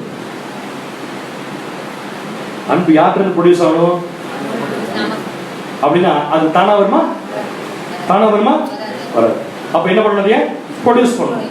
ப்ரொடியூஸ் பண்றதுக்கு என்ன தேவை? நிறைய ஃப்ரூட் வேணும், சரியான சக்கரை வேணும், நல்ல தண்ணி வேணும், கரெக்டா மிக்ஸ் பண்ணணும், கரெக்டான ஆள் பண்ணணும்.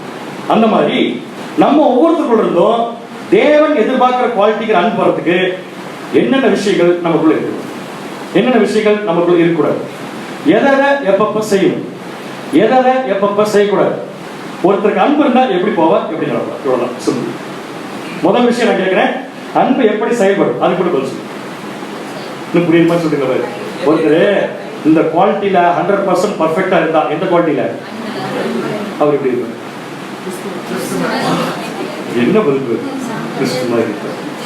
சிம்பிளா சப்ஜெக்ட் முடிச்சிட்டீங்க. தேவன் தாமே என் மனைவரையும் ஆசீர்வதிப்பாராக என்ன சொல்லிட்டு கிறிஸ்துவா இருப்பாங்க. கிறிஸ்துமா இருக்கிறதா ஆரம்பம் படிச்சுட்டு வந்தோம். அது இழந்ததை திருப்பி கொண்டு வரணும்னா கிறிஸ்து இழந்து திருப்பி நம்ம சொல்லி கொடுக்க மாட்டார். நல்லா படிச்சுக்கோங்க. கிறிஸ்து காமிச்சதை நம்ம ப்ரொடியூஸ் பண்ணணும். ஸோ நம்ம ப்ரொடியூஸ் பண்றதுக்கு நாம் இப்ப என்ன செய்யணும், என்ன செய்யக்கூடாது. நேரம் 1 Corinthians 13ஆம் அதிகாரம் படிக்கிற சூப்பர் விளக்கத்தை அப்போஸ்தலன் போட்டு கொடுத்திருக்காங்க. முதல் விஷயம் என்னன்னு சொல்லி பாத்தீங்கன்னா நீடிய சாந்தம். முதல் பாயிண்ட் என்னங்க? நீடிய சாந்தம். எனக்கு புரியாதுன்னு யாருமே சொல்ல முடியாது. அதாவது நீடிய சாந்தம் இருந்தா தான் எது ப்ரொடியூஸ் ஆகும்? அன்பு ப்ரொடியூஸ். சரி, சாந்தம் ஒன்று இருக்கு. இந்த இடத்துல பவுல் சாந்தத்தை பத்தி பேசல, நீடிய சாந்தத்தை பத்தி பேசல. சோ நீடிய சாந்தம் என்றால் என்ன? நம்முடைய சகோதரி கருத்து பாருங்க, என்ன அழகா அது விளக்கம் கொடுத்திருக்காருங்கிறத நம்ம பின்னாடி பார்க்கலாம். பட் நம்முடைய சிந்தனைக்காக இந்த கேள்வி, இந்த அன்பு நமக்குள்ள ப்ரொடியூஸ் ஆகணும்னா முதல் விஷயம் நமக்குள்ள போகக்கூடிய சரியான ஒரு விஷயம் என்ன கேட்டீங்கன்னா, நீடிய சாந்தம். நீடிய சாந்தம், முடிவு பரியந்தம் எப்படி இருக்கணும்? சாந்தம். சரியான பதில் தான். வேற ஏதாவது பதிலுக்கு? நீடிய சாந்தம். அதான் சொல்ற பாருங்க, ரசோதரி திங்கிங் கம்ப்ளீட்லி டிஃபரெண்ட். புரியுற மாதிரி தமிழ்ல சொல்லணும்னா, எவ்வளவு சீக்கிரம் நான் கோவப்படுகிறேன், எவ்வளவு சீக்கிரம் நான் புண்படுகிறேன்.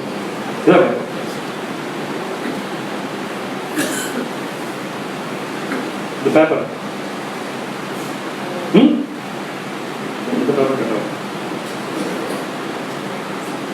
கிளிப்புடி மாதிரியே ஏன் ஏன் அது கிழிக்கிற பொருளே இல்ல, ஆனா கீழே போட்டு அந்த மாம்பழம் எடுத்து குத்து குத்துறோம். இது எது வரைக்கும் தாங்கும்? அப்படி என்ன அர்த்தம்? இதை அடிச்சா தாங்காது, இதை கிழிச்சா தாங்காது, அதை எடுத்து அடிச்சா உடச்சு போயிடுது. அதே மாதிரி நமக்கு அவ்வளவு சீக்கிரமெல்லாம் கோவம் வராது, அவ்வளவு சீக்கிரமெல்லாம் புண்பட மாட்டோம். ஆனா எல்லாருக்கும் ஒரு ரேஞ்ச் இருக்கு. என்ன ரேஞ்சு? தொடர்ந்து ஒருத்தர் கோவப்படுத்திட்டே இருந்தா, உதாரணம் யார் எடுத்துக்கலாம்? நீங்க இல்ல, இங்க இருக்கிற யாராவது சொல்லுங்க. நம்ம ஹென்றி பிரதர், அவர் என்ன பண்றாங்க? எல்லாரும் சேர்ந்து அவருடைய நீடிய சாந்தம், அதான் குவாலிட்டி, அன்பு. அதை செக் பண்றதுக்கு என்ன பண்றோம்? அவர் தொடர்ந்து கோவப்படுத்துறோம், தொடர்ந்து கோவப்படுத்து அவர் என்ன பண்ணுவார் தெரியுமா? என்ன வேணா படிக்கும், நான் பைபிள் படிக்கிறேன், நான் தேவனோட உடன்படிக்கை செய்றேன், கிறிஸ்துடைய ஆவி எனக்கு இருக்குன்னு சொல்லிட்டு பண்றப்ப ஸ்ட்ராங்கா நிற்பார். எவ்வளவு நேரம்?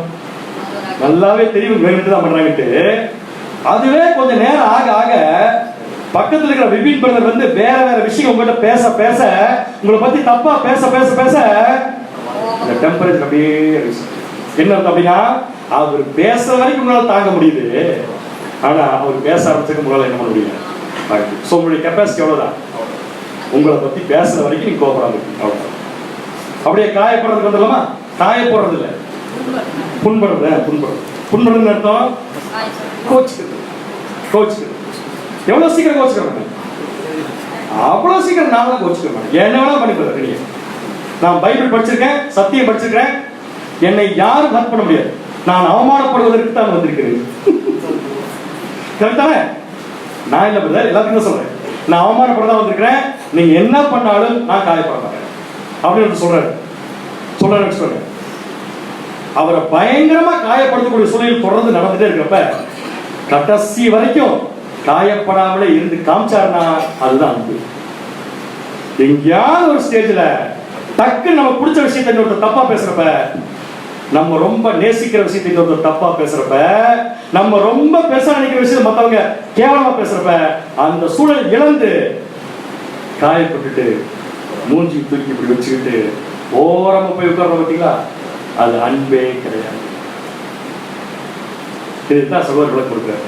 எவ்வளவு சீக்கிரம் நான் கோவப்படுகிறேன், எவ்வளவு சீக்கிரம் நான் ஒரு பிளாஸ்டிக் ஒயர் பிடிச்சிருந்தா என்ன ஆகும்? உடனே கட்டாது. பிளாஸ்டிக் ஒயர் கொஞ்ச நேரம் என்ன ஆகும்? இருக்கும். அப்ப அதோட ஸ்ட்ரென்த் எவ்வளவுன்னா, எலாங்கேஷன் ஸ்ட்ரென்த் இருக்கிற வரைக்கும் போதும். அந்த பார்டர் கிராஸ் ஆயிடுச்சுன்னா கட்டாயிடும். பவுல் என்ன சொல்லுமா, நமக்கு பார்டரே, யார் என்ன செஞ்சாலும் கோவப்பட மாட்டேன், யார் என்னை பத்தி என்ன பேசாலும் சரி நான் காயப்பட மாட்டேன் அப்படின்னு சொல்றவங்க தான் இட் இஸ் a quality. அந்த குவாலிட்டி தான் என்னன்னு கேட்டீங்கன்னா அன்பு. ஸோ இப்போ நமக்கு 100க்கு இந்த ரெண்டு பாயிண்ட்லயும் 100 மார்க் டெஸ்ட் வச்சா, அதாவது கோவப்படுறது காயப்படுறது, இந்த ரெண்டுலயும் 100 மார்க் தனித்தனியா டெஸ்ட் வச்சா நாம் 100க்கு எத்தனை மார்க் வாங்குவோம்? முடிஞ்சவன சொல்லுங்க, நான் வந்து கோவப்படுறது எவ்வளவு வாங்குவோம்? 3 மார்க் பிரதர் சொல்லிட்டாரு. நீங்க 30. இங்க சகோதரிகள் மார்க் எக்ஸாம் எழுதலையா? எக்ஸாம் எழுதலையா? புரிஞ்சு எத்தனை தடவை நம்ம கோவப்படுறோம்? அன்பான சகோதர சகோதரி, இது அன்பான ஒரு டெவலப்மெண்ட் விஷயம். நல்ல ஞாபகம். யாராவது ஒருத்தர் நம்ம முன்வைக்கிற ஒரு கருத்தை ஏற்றுக்கொள்ளாதப்ப, நம்ம உலக பிரகாரமான விஷயத்துக்குலாம் போக வேண்டாம். உலகத்துல கோவமே நம்ம வரதில்லையே. என்ன இருந்தாலும் வாங்கித்தான் வரோம் ஆபீஸ்ல. ஆனா அதே சபையில வந்து யாராவது ஒரு சகோதரன் சகோதரி நம்மளுக்கு பேசுறாங்க, அப்படின்னு என்ன இல்லை கோவம் வந்துச்சுன்னா என்ன இல்லை. ஸோ நம்முடைய அன்பின் தன்மைக்கு மார்க் போட்டுக்கோங்க. இதுதான் நம்ம இருக்கிற ஸ்டேஜ். நம்ம காயப்படுறது எவ்வளவு சீக்கிரம், நம்ம கோவப்படுறது எவ்வளவு சீக்கிரங்கிறத நல்லா கவனிச்சு பார்த்தீங்கன்னா நம்ம தேவன் எதிர்பார்க்கிற அளவுக்கு இன்னும் நம்ம தாங்கிறது இல்லைங்கிறது சரியான பாயிண்ட். எப்போ தாங்க முடியும்னா, எப்போ ஒருத்தால தாங்க முடியும்னா கிறிஸ்துடைய ஆவி, அந்த கிறிஸ்துடைய ஆவி ப்ரொடியூஸ் பண்ணக்கூடிய அன்பு யாருக்கு இருக்கோ அவங்களால தான் தாங்க முடியும். அதுக்காக கோவமே படக்கூடாதுன்னு சொல்ல வரல. இந்த இடத்துல நல்லா புரிஞ்சுக்கோங்க, தப்பா புரிஞ்சுக்கூடாது. நான் வந்து எதை எடுத்தாலும் கோவமே படமா அப்படின்னு சொல்றது இல்லை. சபையில ஒருத்தர் ஒரு தப்பு செஞ்சா நான் கோவமே அப்படி கேட்க வரல. நம்முடைய சுயநலத்தை, நம்ம பெருசா நினைக்கிற விஷயத்தை யாரோ ஒருத்தர் தூண்டும் போது, நம்மளை கேவலமா பேசும்போது, நம்மளை கோவப்படுத்தும் போது நம்ம எப்படி தாங்கிச்சுக்கோம். That is called real love. சரிங்களா? ஸோ நம்ம எல்லாம் என்ன மார்க் போடுறதுன்னு இன்னைக்கு போட்டு வச்சுக்கலாம். முடிஞ்சா நீங்க மனசுக்குள்ள போட்டு வச்சுக்கோங்க. கட்டாயம் இன்னும் கொஞ்சம் நாள் கழிச்சு தேவனுக்கு சித்தமா இருந்தா அதை நம்ம செக் பண்ணி பார்க்கலாம் கண்டிப்பா. சரிங்களா? ஸோ அன்புக்கு என்ன உண்டு? நீடிய சார்ந்து. ஸோ நான் இப்போ என்ன பண்ண போறேன், எவ்வளவு தூரம் ஒருத்தர் தாங்குவாருக்கு பைபிள் இருக்கு ஒரு எக்ஸாம்பிள் இருக்கு. எவ்வளவு சீக்கிரம் கோவப்படுறார், எவ்வளவு சீக்கிரம் காயப்படுறார் இருக்கலாமா? நீங்க யாராவது உங்களுக்கு மனசுல ஞாபகம் தான் கோவப்பட்டவர்? மோசே எடுத்தோடனே அதான், யோபு எடுத்தோடனே அதான். நல்லா யோசிச்சு பாருங்க. ஒருத்தர் தேவனுக்கு பிடிக்காம போனார், ஒருத்தர் தேவனுக்கு பிடிக்காம போயிட்டார். தேவன் அவர் மேல அன்பு வச்சிருந்தார். பாருங்க, அவருக்கு அன்பு இருக்கா இல்லையோ, தேவன் அவர் மேல அன்பு வச்சிருந்தார். அன்பு வச்சு என்ன பண்ணாருன்னா, நீ இப்படி போகாதப்பா, நீ போக வேண்டிய இடம் இது இல்ல, நான் சொல்ற இடத்துக்கு வாப்பான்னு சொல்லிட்டு என்ன பண்ணாருன்னா அழகா ஒரு நீர்மூழ்கி கப்பலை ஏற்படுத்தி அவர் கூட்டிட்டு போறாரு. யோனா மீனிங் வயிற்றுக்குள்ள உட்காந்து என்ன பண்ணிருக்காரு, ஐயோ மாட்டிட்டனே, தேவனை அநியாயமா நான் எங்கேயோ போயிருக்க வேண்டிய கூட்டு வந்து சொன்னாரா? என்ன சொன்னாரு? அந்த கடைசி வார்த்தை மட்டும் வாசிக்கலாம். யோனா 2ஆம் அதிகாரம் 9ஆம் வசனம். யோனா 2ஆம் அதிகாரம் 9ஆம் வசனம். நான் பண்ணின பொருத்தனையை செலுத்துவேன், ரட்சிப்பு கர்த்தருடையது என்றார். ரட்சிப்பு ஒரு லைன் காணோம். நானோவே துதியின் சத்தத்தோட உமக்கு பலியிடுவேன், துதியின் சத்தத்தோட உமக்கு பலியிடுவேன். நான் பண்ணின பொருத்தனையை செலுத்துவேன், நான் பண்ணின பொருத்தனை என்ன பண்ணுவேன்? செலுத்துவேன். அடுத்தது ரட்சிப்பு கர்த்தருடையது, ரட்சிப்பு கர்த்தருடையது சொல்லி முடிச்சார். அப்படின்னா இப்ப யோனாவுக்கு தேவன் மேல என்ன வந்துருச்சு? விசுவாசம் வந்துருச்சு. என்ன சொல்லிட்டாரு தெரியுமா? பரவாயில்ல தேவன், நல்ல வேலை தப்பிச்சு எங்கேயோ போயிருப்பேன், உங்களுக்கு கீழ்படியா எங்கேயோ போயிருப்பேன், என்னை காப்பாத்தி கூட்டிட்டு வந்துட்டீங்க. ரைட். இப்ப யோனா ஒரு நல்ல கேரக்டர் காமிக்கிறார். பரவாயில்ல தேவன் என்ன காப்பாத்து, நான் போன இடத்துக்கு போல, நான் விரும்பின இடத்துக்கு போல, பட் ஸ்டில் தேவன் என்னை காப்பாத்திருக்கேன்னு சொல்லி புரிஞ்சுட்டு தேவனுக்கு ஒரு நன்றி சொல்லிட்டு நேரம் லேண்ட் ஆயிட்டார். எங்க? லேண்ட் ஆனவங்க என்னாச்சு? தேவன் ஒரு விஷயத்தை சொல்ல வச்சார். 40 நாட்கள் நினிவே பட்டணம் எவ்வளவு நேரம் ஆச்சு படிச்சு வசந்த 2-3 செகண்ட்ஸ் ஞாபகம் வச்சுக்கணும். இப்பதான் தேவன் நல்லா பேசிட்டு இருக்காரு. இறங்கி தேவன் சொன்ன வார்த்தையை சொன்ன உடனே அங்க இருக்கிற ஜனங்கள் பூரா திரும்பி நல்ல வழிக்கு வந்த உடனே இம்மீடியட்டா என்ன வந்துருச்சு? கோவம் வந்துருச்சு. கோவத்துல தேவனை பார்த்து என்ன கேட்டா தெரியுமா? இவனுடைய நீடி சாத்தியம் எவ்வளவுதான் என்ன கேட்டார்னா வாசிக்கலாம். யோனா 4ஆம் அதிகாரம் 1ஆம் வசனம். யோனா 4ஆம் அதிகாரம் 1ஆம் வசனம். யோனாவுக்கு இது மிகவும் விசனமா இருந்தது. எது? யோனாவை போட்டு தேவன் அட்டியே அடிச்சிட்டார். யோனாவுக்கு சாப்பாடு கொடுக்க மாட்டார், இல்ல யோனாவுக்கு காய்ச்சல் வர வச்சிட்டார். அப்படின்னா இவர் அடிச்சிருந்தா கூட இவருக்கு கோவம் வராது. ஏன் கோவம் வருது நல்லா நோட் பண்ணிப்பாரு. அப்படின்னு அவர் யாரை நேசிக்கிறோம் பாருங்க, என்ன வார்த்தை வருது பாருங்க. யோனாவுக்கு இது மிகவும் விசனமா இருந்தது, அவன் கடும் கோபம் கொண்டு கர்த்தரை நோக்கி விண்ணப்பம் பண்ணி, கர்த்தரை நோக்கி என்ன பண்றாரு? அவனுக்கே போயிருக்காரு. கர்த்தாவே, நான் என் தேசத்தில் இருக்கும் போதே நான் இதை சொல்லவில்லையா? நான் என் தேசத்தில் இருக்கிறப்பயே சொன்னேன், நீங்க இப்படித்தான் பண்ணுவீங்க. இது நிமித்தமே நான் முன்னமே தர்ஷீஷுக்கு ஓடி போனேன். என்ன சொல்றது தெரியுமா? இந்த வாக்குடைய தாற்பயம் பாத்தீங்கன்னா, இதனாலதான் நான் எங்க போக போனேன் அப்படின்னு என்ன தர்ஷீஷ்ல இருந்து காப்பாத்தி கொண்டு வந்ததுக்கு இப்பதான் நன்றி சொன்னாரு. நல்ல யோனா within few days தன்னுடைய சுயத்தை டச் பண்றப்ப தேவனை பார்த்து என்ன சொல்றாரு? நான் தர்ஷீஷுக்கு போறதான் கரெக்டா இருக்கு. அர்த்தம் இருக்கு. நான் எங்க பார்த்து ஓடி போனேன்? தர்ஷீஷுக்கு போறதான் ஓடி போனேன். நீங்க தான் காப்பாத்தி கூட்டு வந்தீங்க. கூட்டு வந்து எனக்கு கெட்ட பேர் வாங்கி கொடுத்தீங்களா? யாரு மேல போ? அவ்வளவுதான் இங்கிலீஷ். அப்ப யோனா கிட்ட இந்த பாயிண்ட்ல என்ன இல்ல? என்ன இல்ல? அன்பு. சோ நல்ல சூழ்நிலை இருக்கிற வரைக்கும் நல்லவனா இருக்கிறது. தேவனை துதிச்சு பாட வேண்டியது, தேவனுக்கு எல்லாத்தையும் கொடுக்க வேண்டியது. ஒரு சூழ்நிலை நம்முடைய சுயத்தை டச் பண்றப்ப தேவன் மேலே கோவம், தேவன் மேலே எவ்வளவு ஈஸியா கோவம் வருதுன்னா, இந்த தேவன் யாரையாவது செய்ய வச்சாருன்னா அவங்க மேல எவ்வளவு கோவம் வரும். அப்ப நமக்கு யார் மேல கோவம் வருது?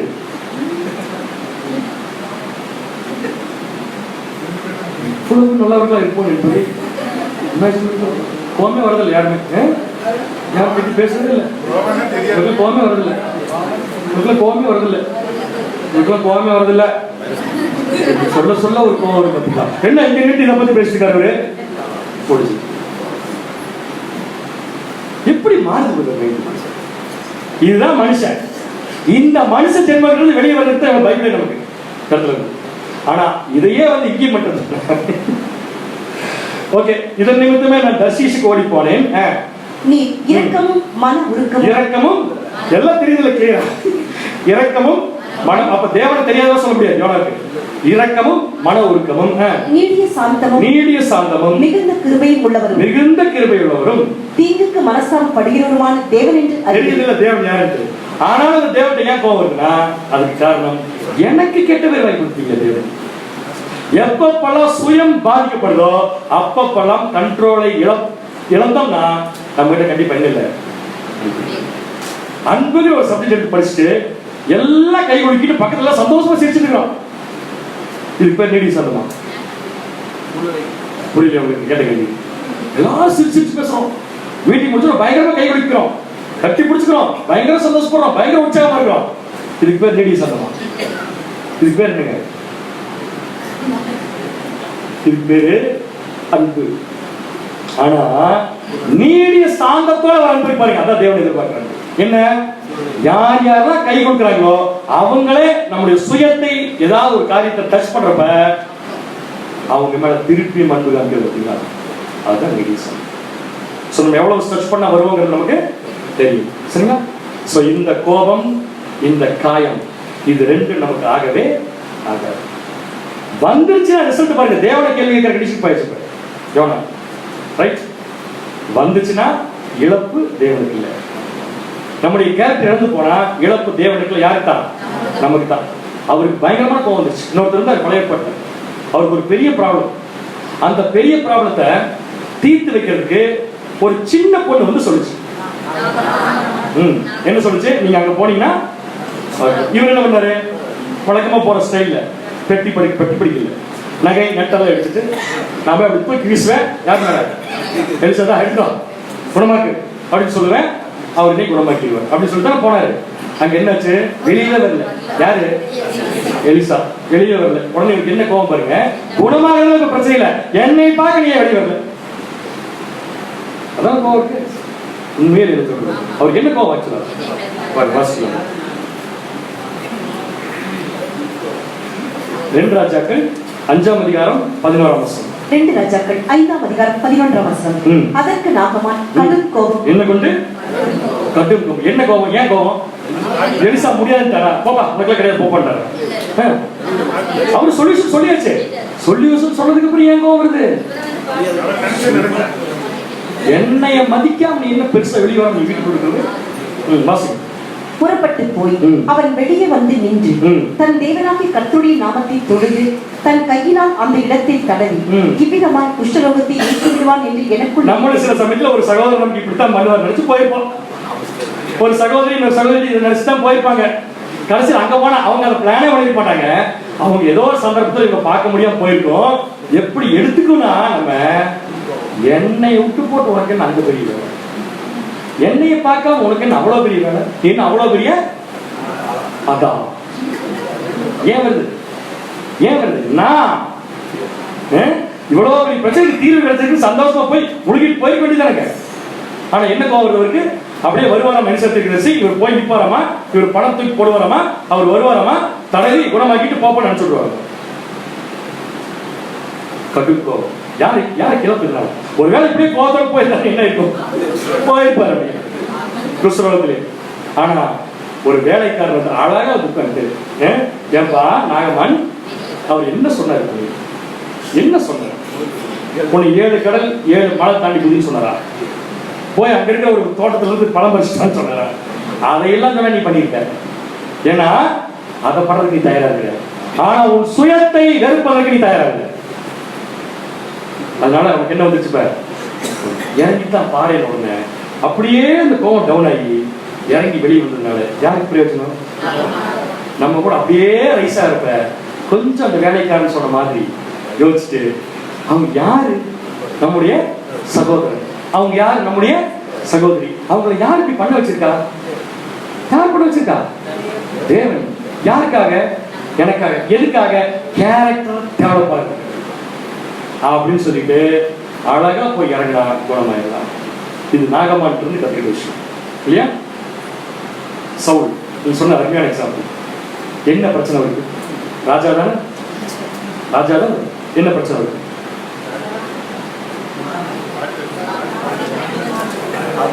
தாவீது அவர் பாவம்.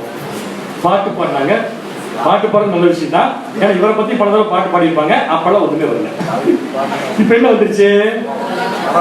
யார் மேல பொறாம? அப்படி ஏன் பொறாம வருது? ஏன் அந்த பெலிஸ்தீன் அடிக்க போறப்ப தாவீது நான் போறேன்னு சொன்னார்ல, அப்ப வரது பொறாம? கேட்கிற கேள்வி நியாயமே இல்லையா? கோலியாத் அடிக்க போனார்ல, தாவீது வந்து நின்று பாருங்க ராஜா அடிக்க போறேன்னு சொன்னப்ப அந்த ட்ரெஸ் எல்லாம் போட்டு பார்த்தா அவன் நடக்கூட முடியல தாவீதால. அப்ப தாவீது வந்து போறேன்னு சொல்றப்ப பொறாம வந்துச்சுன்னா பரவாயில்லையே.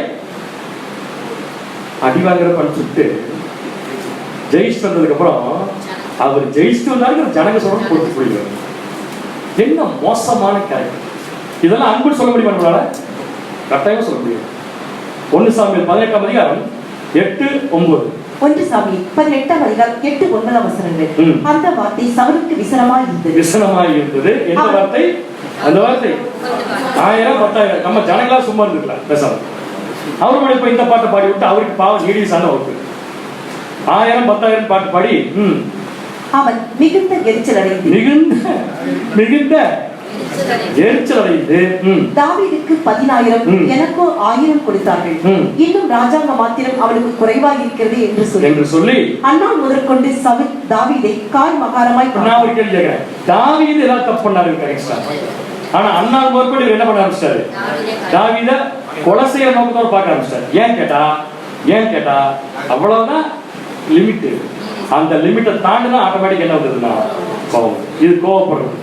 அடுத்தது காயப்படுறதுக்கு எக்ஸாம்பிள் சொல்லுங்க. டக்கு டக்கு டக்குன்னு கோச்சுக்கிறது. எது கோச்சுக்கிறதுனே கோச்சுக்கிறது. கணவர் ஏன் நீங்க வீட்டுக்கு வந்து சொல்ல போறீங்க? இதுக்கு கோவம். நான் 3 வாரமா வீட்டுக்கு வரவே இல்லை. என்ன யாரும் கேட்கறது? இது இது எதனுடைய வெளிப்பாடு நினைக்கிறீங்க? இந்த கேள்வி இருக்கு இல்லையா? என்னை யாருமே வந்து எதுவுமே கேட்கல. என்னை ஒரு மனுஷனா கூட கன்சிடர் பண்ணல. இப்படி ஒரு தேவனுடைய பிள்ளை பேசுவது எதனுடைய வெளிப்பாடு? சுயம். அங்க அன்பு இருக்குமா? அதுதான் சொல்றாரு. ஏன் அவங்க அப்படி பேசுறாங்கன்னா அவங்களால ஒரு லிமிட்டுக்கு மேல காயப்பட முடியல. நம்ம காயப்படணுமா படக்கூடாதா? காயப்படணுமா படக்கூடாதா? ஆனா காயப்பட்டதுக்கு அப்புறம் வாயிலிருந்து வர வார்த்தை இருக்கு பாருங்க. இப்ப நான் எக்ஸாம்பிள் எடுத்திருக்கிறது யாருன்னு சொல்லி பார்த்தீங்கன்னா எரேமியா. நல்லவர் தானே எரேமியா? நல்லவர் தானே? போய் தேவனுடைய வார்த்தை சொல்ல போனா தேவாலயத்துல ஒரு தலைவர், அவர் பேர் வந்து பஸ்கூர். அவருக்கு கொஞ்சம் கோவம் வந்துருச்சு எரேமியா சொன்ன உடனே. நல்ல வார்த்தை தான் சொன்னாரு. கோவம் வந்த உடனே இவரை பிடிச்சி நல்லா அடிச்சு, எரேமியா பிடிச்சி நல்லா அடிச்சு, எரேமியா அது வரைக்கும் தாங்குறாரு. என்னைக்கு தன் மேல ஒருத்த கை வைக்கிறானோ அதுக்கப்புறம் கொண்டு சிறைச்சாலையில் போட்டுறாங்க. சிறைச்சாலையிலிருந்து தேவன் வெளியே வரப்படுறாரு எரேமியாவை. வெளியே வந்ததுக்கு அப்புறம் தேவனை பார்த்து எரேமியா என்ன தெரியுமா சொன்னாரு? நம்ம என்னென்ன விஷயங்கள் மனசுக்குள்ள தோணுதோ அதெல்லாம் வெளியே வரதுக்கு ஒரே ஒரு காரணம் சுயம்தான். வாசிக்கலாம் பாருங்க. எரேமியா 20ஆம் அதிகாரம் 14ஆம் இங்க வச்சிருக்கேன். எரேமியா 20ஆம் அதிகாரம் 14ஆம் வசனம் முதல். நான் பிறந்த நாள் சபிக்கப்படுவதாக. நான் பிறந்தே கூட இது யார் வாயிலிருந்து வரும்? நம்ம சொன்னதே இல்லை மாதிரி. நான் ஏன் தொலைச்சே தெரியல. அடுத்தது நெக்ஸ்ட். என் தாயார் என்னை பெற்ற நாள் ஆசீர்வதிக்கப்படாது இருப்பது. அந்த நாளே ஆகாது. அடுத்தது. உமக்கு ஒரு ஆண் பிள்ளை பிறந்ததென்று என் தகப்பனுக்கு நற்செய்தியாக அறிவித்து. எங்க அப்பா தூக்கிட்டு ஓடுறாங்க. குழந்தை ஓடுறது அந்த நாள் அவனை மிகவும் சந்தோஷப்படுத்தின மனுஷன் சபிக்கப்படத்தவன். போய் எங்க அப்பா நான் பிறந்தேன்னு சொன்னாலும் அவன் சபிக்கப்பட அவனே பாப்பா. நம்ம சிரிக்கிறோம். எத்தனை முறை இந்த மாதிரி வார்த்தையை நம்முடைய வாயில பேசி பண்ணி வச்சுட்டாங்க. போங்க நான் வரமாட்டேன் சபைக்கு. போங்க நான் இனிமேல் வந்து பாட்டே பாட மாட்டேன். நல்லா யோசிச்சு பாருங்க. சத்தியத்தை விட்டு விலகின அத்தனை பேருமே இந்த இந்த இந்த எலாங்குவேஷன் பத்திரம் இல்லை. அதான் மீன். இந்த கேரக்டர் நமக்கு டெவலப் பண்ணணும். அடுத்து நெக்ஸ்ட். அந்த மனுஷன் கர்த்தர் மனம் மாறாமல் கவிழ்த்து போட்ட பட்டணங்களை போல் இருந்து காலமே அளவுகளையும் மத்தியான வேலையை கூக்குரலையும் கேட்கிறார்.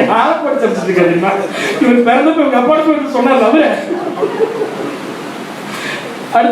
அடுத்தது என் தாயார் எனக்கு பிரேத குழியும் அம்மா எனக்கு பிரேத குழியும் நான் என்றைக்கும் பிரசரியாத இருக்கத்தக்கதாக கர்ப்பத்திலே நான் கொலை செய்யப்படாமல் போனது என்ன?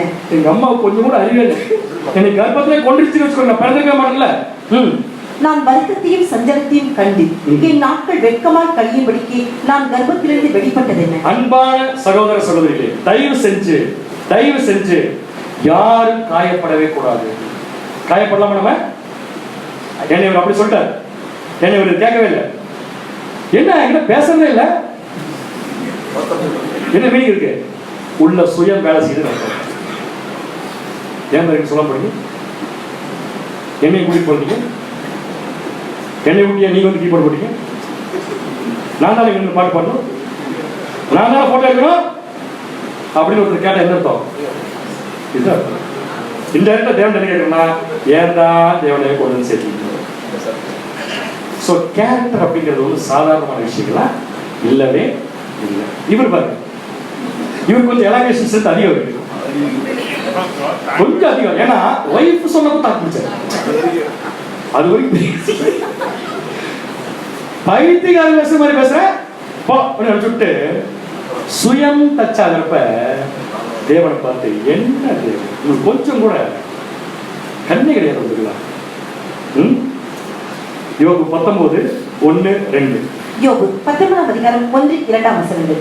யோபு பிரதித்திரமாக நீங்கள் எந்த மட்டும் என் ஆத்துமாவை வருத்த தேவனை பார்த்து எந்த மட்டும் என் ஆத்துமாவை என்ன பண்ணி வருத்தப்படுத்து. அப்ப தேவன் வந்து என்ன பண்றாரு? ஆத்துமாவை வருத்தப்படுத்துறாரு. இவரு காயமாயிட்டு தேவனை குற்றம் சொல்றது. வார்த்தைகளினால் என்னை நொறுக்குவி, வார்த்தைகளால் என்னை நொறுக்குவி அப்படின்னு என்ன அர்த்தம்? மத்தவங்க பேசுறத தாங்கிக்கக்கூடிய கெப்பாசிட்டி யாருக்கு இல்ல? யோபு. ஆனா இதே யோபு ஒய்ஃப் பேசுறப்ப அமைதியா தந்துட்டாரு. ஏன் சொல்லி பார்க்கலாம்? அது ஒய்ஃப் ஆகும். அப்புறம் மீட்டிங் முடிச்சதுக்கு அப்புறம் என்ன காரணத்தினால அப்ப தேவனை பார்த்து இப்படி கேட்காதோ இப்ப கேட்டாரு. அந்த 3 ஃப்ரெண்ட்ஸும் இவங்க சுயத்தை டச் பண்றாங்க. நீ பண்ணிருக்கணும். சோ நான் அப்படிங்கிற எண்ணம் வந்துருச்சுன்னா அடிக்கடி காயப்படுவோம். அடிக்கடி காயப்பட்டோம்னா அடிக்கடி நாம் தேவனை விட்டு போயிடுவோம். அடிக்கடி தேவனை விட்டு போயிட்டோம்னா நம்மகிட்ட என்ன கேரக்டர் இல்லை. அதை ஒரே வார்த்தை எவ்வளவு சிம்பிளா பவுல் சொல்லி கொடுத்தாரு. அன்பு, நீடிய, சார்ந்தவர்கள். 1/2 மணி நேரம் முதல் படிச்சுட்டு வார்த்தைகள் எப்படி வருது பாரு. யோபு 17:14. யோபு 17ஆம் அதிகாரம் 14ஆம் வசனம். அழிவை பார்த்து நீ எனக்கு தகப்பன் என்கிறீர். யோபுக்கு அப்பா யாரமா? அழிவாமா? அவ்வளவு கோபம். அழிவை பார்த்து என் தகப்பன் என்கிறேன். புழுக்களை பார்த்து நீங்கள் எனக்கு தாயும் எனக்கு சகோதரியும் என்கிறீர். புழுக்களை பார்த்து நீங்க தான் எனக்கு சொந்தக்காரங்க சொல்ற அளவுக்கு கேவலமா போயிட்டு அப்படின்னு சொல்லி உண்மையாலுமே தன்னை தாழ்த்துறாருன்னு எடுத்துக்க முடியாது. யோபு நல்லா புரிஞ்சுக்கோங்க. தன்னை தாழ்த்துறாருன்னு எடுத்துக்க முடியாது. தன்னை அந்த ரேஞ்சுக்கு தேவன்கிட்ட பேசி அந்த மேட்டிமையை காமிக்கிறாங்க. Right or not? அவர் மேட்டிமை காமிச்சதுனாலதான் அந்த மேட்டிமை உடைக்கிறதுக்கு தேவன் தன்னுடைய படைப்புகளை பூரா யோபு காமிச்சார். அன்பான சகோதர சகோதரிகளே, மீட்டிங் வரமாட்டேன், பேச மாட்டேன், இனிமேல் படிக்க மாட்டேன், இனிமேல் வாசிக்க மாட்டேன், இனிமேல் உட்கார மாட்டேன், இனிமேல் அவரை கண்டா பேச மாட்டேன். இந்த வார்த்தைகள் நம்முடைய வாயில் வந்துச்சுன்னா இட் இஸ் பியூர்லி மேட்டிமை. அப்படி வந்துச்சுன்னா நம்மளால காயப்படாமல் இருக்க முடியாது என்று அர்த்தம். காயப்பட்டாலும் அன்பை காண்பிக்கிறவர்கள் தான் நீடிய சாந்தம் உள்ளவர்கள். ரைட்? ஒரு ஃப்ரூட் ஜூஸ் அதோடைய குவாலிட்டி டேஸ்ட் எப்படி வருது? பழம், சர்க்கரை, தண்ணி சரியான விகிதம். அந்த மாதிரி மனுஷனுடைய குவாலிட்டி தான் அன்பு. அந்த அன்பு தானா வராது, இந்த சாந்தத்தை காண்பிக்க வேண்டும். எப்படி காண்பிக்கணும்? எவ்வளவு பேர் என்னை கோபப்படுத்தினாலும், எவ்வளவு பேர் என் சுயத்தை டச் பண்ணாலும், எத்தனை முறை என் வாழ்க்கையில் என்னை எல்லாரும் கேவலப்படுத்தினாலும் நான் கோபப்பட மாட்டேன், நான் காயப்பட மாட்டேன். தேவனே நன்றி அப்படின்னு சொல்லக்கூடிய கேரக்டர் வளர்ந்தால்தான் ஆதாமை உருவாக்கின அந்த ஸ்டேஜுக்கே போக முடியும். அதுக்கப்புறம் தான் பரலோகம் போக முடியும். ரைட்.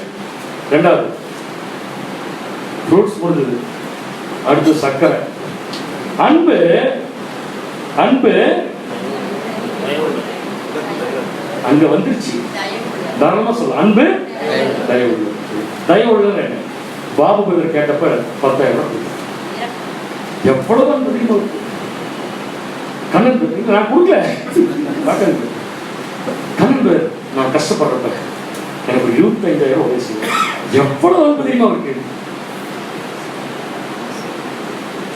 நான் வீட்டில் தனியா இருக்கிறப்ப என்னை தேற்றுவதற்கு என் சகோதரர்கள் வந்தாங்க. எவ்வளவு அன்பு தெரியுமா உங்களுக்கு. கரெக்ட். இது எல்லாமே அன்புதான். அந்த அன்பை பத்தி பேச வரணும். அதே அன்பு அதே சகோதரரை அதே வாய் மாத்தி பேசுது. ஏன்? நமக்கு கொடுக்கிறப்ப புகழுது, கொடுக்காம மறுக்கிறப்ப திட்டுது. சோ இது தயவு கிடையாது. தயவு என்றால் என்ன? தயவு செஞ்சு அப்படிங்களா? தயவுன்னு என்ன? கைண்ட்னஸ். நம்ம ஹென்றி பேருக்கு கைண்ட்னஸ் இருக்கு, அதான் லவ். அதுல இருந்து புடிசாக லவ். கைண்ட்னஸ் கைண்ட்னஸ் இருக்கு அப்படின்னு என்ன அர்த்தம்? மன இறக்கம். அது தமிழ்ல விளக்கம். விளக்கம். இப்ப நான் 2-3 சூழ்நிலை சொல்லல. கஷ்டப்படுறப்ப ஒரு 10,000 பணம் கொடுத்தாரு, அவர் இறக்கம் இருக்கு. பாருங்க எல்லாரும் அப்படியே பாக்குறத பார்த்து இதெல்லாம் சொல்லிட்டு இருக்கணும். இதெல்லாம் சொல்லி போட்டு அதே வாயில கொஞ்சம் திட்டுறது. நோ, இங்க சொல்ற இறக்கம் என்ன? அதாவது அந்த இறக்கம் நம்ம காண்பிக்கிறப்ப இப்ப நம்ம படிச்சுக்கிற அன்பு ப்ரொடியூஸ் ஆகும். அன்பு ப்ரொடியூஸ் ஆகும். அன்பு உற்பத்தி செய்யப்பட வேண்டும் நம்ம கிட்ட. அது என்ன இறக்கம்? ஒரு கிளாஸ் சொல்லணும் உங்களுக்கு. ஒரு ராணுவம் ஒரு தனி ஆளை பிடிக்கிறதுக்கு வந்துச்சு. ஒரு பெரிய ராணுவம் ஒரு தனி ஆளை பிடிக்கிறதுக்கு வந்துச்சு. சரிங்களா? அந்த தனி ஆளுக்கு அந்த நாட்டு ராஜா கூட சப்போர்ட் பண்ணலாம். கடைசி என்னாச்சு? அந்த தனி மனிதனுக்கு தேவன் ஒரு சக்தி கொடுத்து அவரை காப்பாத்தி அங்க ஒரு பெரிய மாறுதலை செஞ்சு இவர் அட்டாக் பண்ண வந்த ஆர்மி கண்ணு தெரியாம தலைநகரத்துக்குள்ள போய் மாட்டிட்டாங்க. ஆர்மி கண்ணு தெரியாத கேட்டாருங்க. ஆர்மி கண்ணு தெரியும், கண்ணு தெரியாம போக வச்ச தேவன் கொண்டு சேர்த்து வச்சு இப்ப நல்லா வந்து மாட்டிட்டாங்க ஆர்மி. இப்ப இந்த நபருடைய இடத்தில் நாம் இருந்தால் என்ன செய்திருப்போம்? ராஜா வேற வந்து என்ன சொல்லுமா? வெட்டில மனத்தையும் நம்ம என்ன சொல்லிருப்போம்? வெட்டுங்க, 10 பேர் மட்டும் வெட்டு, நிச்சயம் விட்டுருங்க. அவர் சொன்னாரு 2 ராஜாக்கள் 6ஆம் அதிகாரம். இந்த 10 பேர் வெட்டுவான்னு சொன்ன அர்த்தம் இருக்கு. அப்புறம் சொல்றேன். 2 ராஜாக்கள் 6ஆம் அதிகாரம் 21-23. 2 ராஜாக்கள் 6ஆம் அதிகாரம் 21ஆம் வசனம் முதல். இஸ்ரவேலின் ராஜா அவர்களை கண்டபோது இதுவரைக்கும் வரல சீன்க்கு வந்து மாட்டிட்டாங்களா? இப்ப வந்துட்டார் சீன்க்கு வந்து எலிசாவை பார்த்து, எலிசா தான் அந்த தனி நபர். எலிசாவை பார்த்து, என் தகப்பனே நான் அவர்களை வெட்டி போடலாமா? நல்ல வசமா வந்து மாட்டிட்டாங்க. என் எதிரி எனக்கு துரோகம் செஞ்சவன் என்கிட்ட வந்து வசமா மாட்டிட்டான். என்ன செய்வோம்?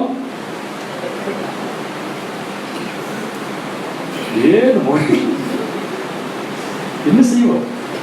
அப்படியே மன்னித்து பரவாயில்ல அப்படின்னு சொல்லி விட்டுருவோமா? அப்படின்னு சொல்லி புது மனுஷன் சொல்லு பைபிள் தான் சொல்லு, விட்டுருங்க. புது மனுஷன் சொல்ல எவரை கிட்ட ஆளாக்குற எவர முடியும்? இன்னைக்கு விட்டா இன்னைக்கு சிக்குவான். இங்க வரும். அதற்கு அவன் நான் அவர்களை வெட்டி போடலாமா என்று கேட்டான். அதற்கு அவன், நீ வெட்ட வேண்டாம். நீ என்ன பண்ண வேண்டாம்? நீ வெட்டி வெட்ட வேண்டாம். நீ உம்முடைய பட்டயத்தாலும் உம்முடைய வில்லினாலும் சிறையாக்கி கொண்டவர்கள். உலகத்துக்கு எங்க போகுது? அவங்க மாட்டிட்டாங்க. அதுக்காக நீயா? தேவன் எதுக்கு தெரியுமா கொண்டு வந்திருக்காரு? அவனும் ரட்சிக்கப்பட வேண்டும். நீ ஒண்ணும் அவங்க அடிச்சலாம் அவங்க கொண்டு வரல. அடுத்தது, இவர்கள் புசித்து குடித்து தங்கள் ஆண்டவரிடத்துக்கு போகும். நல்லா உட்காந்து சாப்பாடு போடும், நல்லா பிரியாணி போடும், நல்லா சாப்பிட்டோம். சாப்பிட்டு நேரம் ஊருக்கு போட்டவங்க போயிட்டு அந்த நாட்டு ராஜாவை அடுத்து அடிக்க ஆரம்பினா வருவாங்க திருப்பி கட்டாயமா. ஏன் தெரியுமா?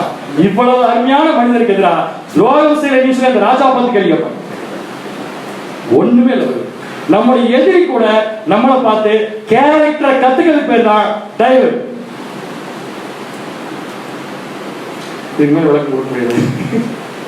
நம்முடைய எதிரி கூட நம்ம கிட்ட மாட்டி அழிய போறப்ப நம்முடைய கேரக்டரை பார்த்து அவன் தன்னை மாற்றி அமைத்துக் கொள்வதுதான் தயவு. 23ஆம் வசனம். அப்பொழுது அவர்களுக்கு பெரிய விருந்து பண்ணி அவர்கள் புசித்து குடித்த பின்பு அவங்க சாப்பிட்டுருக்காங்க நல்லா. அந்த ஆர்மி புசித்து குடித்த பின்பு அவர்களை அனுப்பிவிட்டான். அப்புறம் கடைசியில அவர்கள் தங்கள் ஆண்டவரிடத்துக்கு போய்விட்டார்கள். என்ன பண்ணாங்க? போய்விட்டார்கள். சீரியரின் தண்டுகள் இஸ்ரேல் தேசத்திலே அப்புறம் வரவில்லை. எப்படி வரும்? வருமா? பயந்துட்டு வரல, இல்ல அனுபவிச்சுட்டு வரல. எதிரிக்கும் அன்பை பெற்றுக் கொடுக்க வேண்டும். That is called character. அந்த பக்குவத்தை நமக்குள்ள ப்ரொடியூஸ் பண்ணிட்டா அதுதான் அன்பு. நமக்கு எதிரிகள் இருக்காங்க இல்லையா?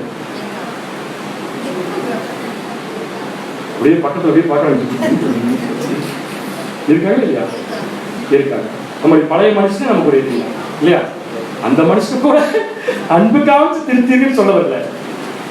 நமக்கு யாரெல்லாம் எதிரிகளா இருக்காங்களோ இந்த செகண்ட் இருந்து யாருக்கு ரொம்ப பிடிக்கும்? எல்லாம் மாட்டி முன்னாடி சரி, உங்களுக்கு யார் ரொம்ப பிடிக்கும்? ஒரு பதில் சொல்லுவாங்க பாருங்க, பயங்கரமான ஒரு பதில். யார் உங்களுக்கு ரொம்ப பிடிக்கும்? முடிச்சு அவ்வளவுதான், சாப்டர் க்ளோஸ்.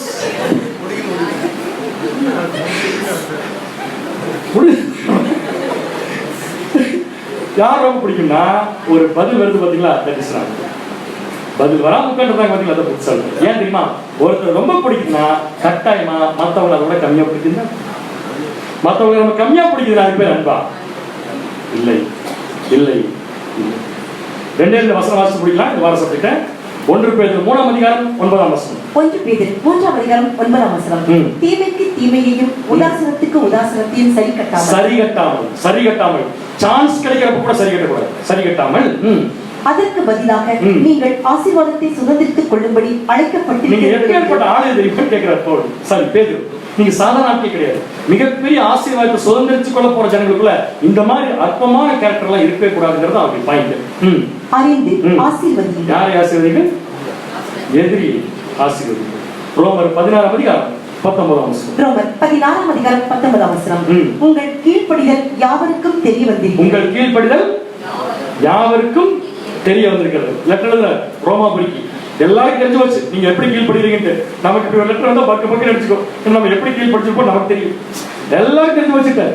அடுத்தது, ஆகையால் உங்களை குறித்து சந்தோஷப்படுகிறேன். ஆனால் ஆகையால் உங்களை குறித்து என்ன பண்ற? சந்தோஷம். ஏன்னா நீங்க காமிச்ச கீழ்படுதல் தான் நான் எதிர்பார்த்தது. ஆனாலும் நீங்கள் நன்மைக்கு ஞானிகள். நன்மைக்கு ஞானிகள் எங்கேயாவது பைபிள் முன்னாடி போய் எழுதி வச்சுட்டான்.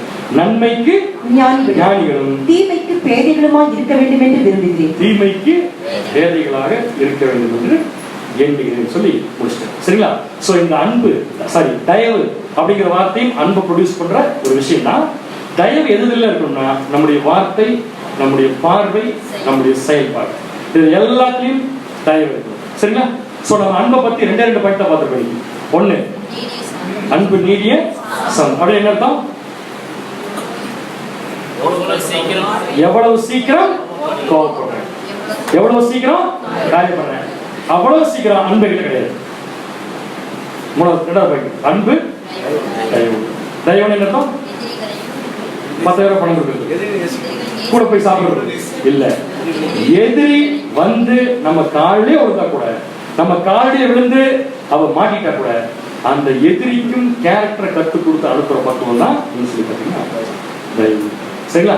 சோ எனக்கு பார்த்தா அன்புக்கே சரியா பயன்பட்டு பண்ணலாம் அப்படிதான் தெரியுது.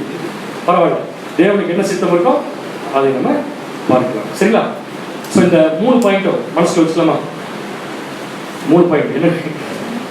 எவ்வளவு சீக்கிரம் கோவப்படுறேன், எவ்வளவு சீக்கிரம் காயப்படுறேன், என் எதிரி கூட கேரக்டர் கத்து கொடுத்து அனுப்புற அளவுக்கு நான் இருப்பேன் அப்படிங்கிற வார்த்தையை கொஞ்சம் யோசிச்சுட்டு எல்லாரும் போறப்ப தயவு செஞ்சு சுயத்தை ஜெயம் கொள்ளுதல் அதை மட்டும் படிச்சுக்கணும். தயவு செஞ்சு படிச்சுக்கணும். நம்ம சொன்ன அத்தனை கான்செப்ட் இப்போ படிச்ச தெரிஞ்ச கான்செப்ட் அது இருக்கு. அந்த மாதிரி தான் நம்ம இருக்கணுங்கிறத மனசுக்கு வச்சுக்கலாம். சரிங்களா? ஸோ இந்த வாரம் சப்ஜெக்டோட முடிஞ்சது. அடுத்த வாரம் அடுத்தடுத்த பாயிண்ட், தயவுக்கு அடுத்து என்ன பாயிண்ட் வருது, அதுக்கடுத்து என்ன பாயிண்ட், எப்படி அதை அன்பை ப்ரொடியூஸ் பண்ணுது அப்படிங்கிறத குறித்து அடுத்த வாரம் நம்ம சிந்திக்கலாம். தேவன் நம் அனைவரையும் ஆசீர்வதித்து வழிநடத்துவாராங்க. ஆமாம்.